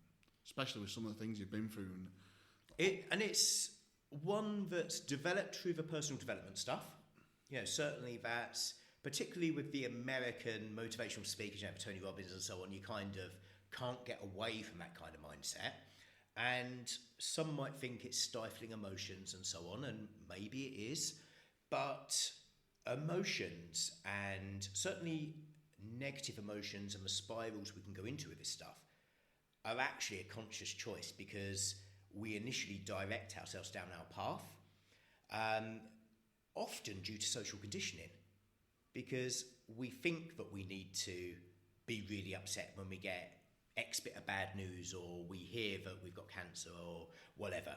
I've got a good friend who sadly was diagnosed with cancer last week or the week before, and his response was, I've got cancer, it's I'm hoping it's stage 3, but it might be stage 3, but either way, I'm fit and healthy, I'm young, I've got this. good attitude, isn't it? But others, now deep down, he might not be feeling that. There might be fears, but the self-talk will be really important, whereas others might be, my world's ending, I've got cancer. Yeah. And the way that you approach your recovery, I'm not one for necessarily all of these crazy ideas of trying these therapies that are totally unproven and so on, each to their own, but the positivity with which you'll approach chemo and so on actually will be determined by what you say to yourself. And a really good example is this, just of the power of self-talk, which I want to bring out from my recent. So I've been a fan of journaling, but I'm extremely inconsistent with journaling. Yeah. Something I noticed was when I was journaling some of the negative sides, because I think it's important to get everything out, but before going to sleep, I had a really bad night's sleep. Because that was the self-talk before I went to sleep. Yeah, you're just telling yourself how fucking bad the day was. Exactly. So the self-talk stuff is really important because whether we're saying it out loud, whether we're saying it to others, if it's the advice we're giving other people, or whether it's just what we're saying in our head, that's what's controlling our reactions to things we can't control. Mate, it's so fucking true that, Here ends my TED talk. Well, it's interesting because sometimes I fall off an absolute cliff with depression and get really upset, overwhelmed with grief, and sometimes I do honestly think that the way that I get out of that situation is by talking to myself, and I've actually speaking words to myself in the car or wherever I am, and just kind of rescues it. And I guess often sometimes maybe I've talked myself into that situation as well. I do think sometimes there might be a chemical imbalance there, but I definitely think that I might have talked myself into that situation. Well, they've proven that SSRIs actually aren't effective at the stuff you need to fix depression. I saw a research piece on this fairly recently. I've been doing a lot of research for book number 4, which is much more, I guess, personal skills driven, based on my experiences and particularly Junior's challenges. So Junior being non-verbal autistic and how I've been able to adapt my mindset to embrace it as best I can. But through going through the scientific literature, there is an extremely strong correlation between physical health and mental health, for example. And it works both ways. Yeah. And we shouldn't underestimate the power of the simple stuff, i.e. what comes out of our mouth, what we put into our mouth, how much we move and so on, and the impact that can have. Because if we give ourselves permission to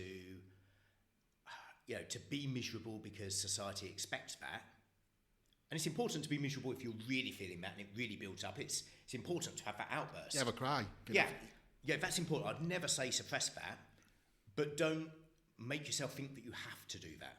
Yeah. And if you try to divert that process as much as you can, much in the same way that if you touch a hot kettle, you're going to get burned. Yeah. You wouldn't hold your hand against it. No. So find ways not to put your hand against the kettle. Yeah, it's a really good way of looking at it, man. I really fucking that might be offensive to some people, I get it, but I can't help but only just admire you for it, because you've only scratched on the surface this podcast today, some of the stuff you've gone through, and I know a little bit more about you personally. And having the children, the breakups, having Junior, having multiple businesses, growing teams, public speaking, there's fucking got to have been some fucking tough moments in your life. And without a fucking doubt, there will have been some hotel rooms, there will have been some homes, there's will have been so much shit. And to have that positive outset still and use that mindset is fucking admirable, isn't it? Really? But it could have been so much worse. Yeah, it could have been. I could have been born in Ethiopia. Yeah, you could be in a wheelchair. I might not have been born. Yeah, exactly. Yeah. So there's so many ways it could have been worse, and in most situations when something happens, again I look at it and think that there's probably somebody in the same room I'm in. Maybe not today, because there's only a couple of us, but if you're in a if you're in a shop or you're in a coffee shop or whatever, there's probably someone going through a harder time than I am, and you just wouldn't know. And they're fronting it well enough. So why can't I? Yeah. And I say that's not to say that it should be totally suppressed and you shouldn't feel this stuff. because it's natural. You shouldn't let yourself be consumed by that stuff because you think society needs you to do this. Yeah, no, I understand what you're trying to say. That was it was actually Tony Robbins when he was talking about grieving. Yeah. And I don't know if I agree with it entirely, the way he framed it. I think he was quite strong with it. But he was saying that, society generally grieves the passing of someone because that's what you're expected to do. Yeah. And you're expected to be miserable, and you're expected to have a funeral and so on. And why isn't it enough? Why isn't it a celebration? Yeah. And he was quite harsh, I think, from his delivery perspective. But it made me think that actually, you can't control, unless you're the murderer, you can't control that someone died. No. But you can control how you cope with that and the approach you take to it.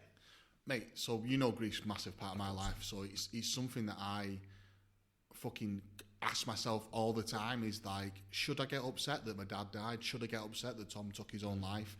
How should I let it consume me? Because I often think about, like, should I just fucking go and get loads of drugs and alcohol and disappear for a little bit because I've got the money to do it and I could do it if I wanted to. Like, I just could. Do you know what I mean? Like, I could probably do it for a good year and probably get away with it for a long time. Yeah. And then also all the other stuff I try and do to fix myself, so to speak, and push myself. But then my mindset on it is it's about legacy. Yeah. And that's what it's about for me, and that's what I try and push myself towards, is that I'm not going to sit and wallow that they're not here. I'm going to sit and wallow that I've got the opportunity they're giving me, and I'm going to push forward, because there's so many fucking people who... I'm so fortunate, mate. Yeah. I'm 41. Really are. I'm so fortunate. There's people who'd absolutely fucking love to be in my position. Yeah. Like, kill. Well, I'm sure you're like me. There's people you went to school with who've died. Oh, yeah, mate. For whatever reason. My best mate who I went to school with, heroin addict, and died. Yeah. Had a kid when we left school. Mate, I went to bowlers with him, Maxims, a fucking party life with him. And you're so much luckier because you've got your next breath, hopefully. Yeah, literally. Yeah, and that is the greatest gift we've got. Yeah.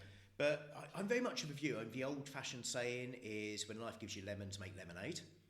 And I've always tried to adopt that mindset with everything, because from growing a business that it's never kind of straight up. It's so many bumps, and it's not even like my graphs they show you. Sometimes it goes below. Yeah. And something I found with a growing business is that the problems are the same. There's just extra zeros on it, so it's more worrying. I suspect that. I always think that is like, you speak to Home Instead or someone like that, they'll have exactly the same fucking problems I have, with just more zeros at the end. This is it. This is it. I don't know your business. I don't know Home Instead, but if you're worrying about making payroll in a month, for example, they will be doing exactly the same, but with an extra 2 zeros at the end. And, rather than, it might be rather than you've got 50 mouths to feed, 5,000 or whatever. Yeah, it's the same thing. It's the same problems. It's just that layer up. Yeah. And again, that applies to so much. When we look at financial thermostat, I don't know if you've ever come across that concept by T. Harv Eker, Secrets of a Millionaire Mind, which is whatever your financial thermostat is, your comfort zone, that's where you end up.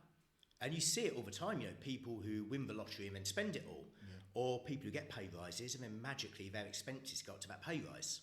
Yeah. And if their thermostat is to have 50 quid in the bank at the end of a month and live paycheck to paycheck, that's their thermostat. It doesn't matter how much comes in, they'll get back there eventually. Yeah. And that kind of thing goes across all of this. So whatever problems are, they just get magnified, and it's a bit more thrilling, and there's more people willing to help, but it's more expensive to do it. And that's the whole. It's always the scale, isn't it? It's like, even with a franchise, and you start to have a franchise, it's just like one person trying to do everything they possibly can, and as they get bigger and bigger, and then the more things get involved, and now you're teaching about leadership and team building, but they forget how, when they get that first client on, turn over that first $5,000. I've got a franchise now who's doing onto the second million in the second year, and we're still facing the same challenges, but it's just a different scale. But yeah, for me, it's about that old saying, making lemonade wherever you can, and I rarely swear on podcasts and so on, so please pardon my French, but as 50 Cent says in his book we did with Robert Greene, from shit make sugar, or something like that. Yeah. And find that way to turn whatever situation it is into the best it can be.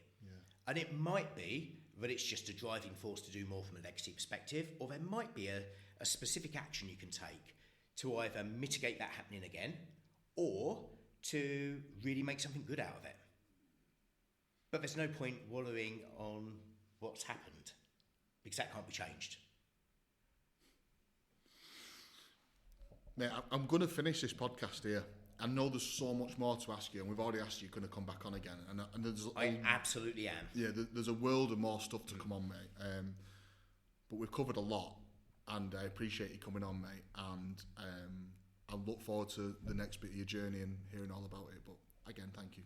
No, Ryan, thank you so much for having me. It's all right, thank you.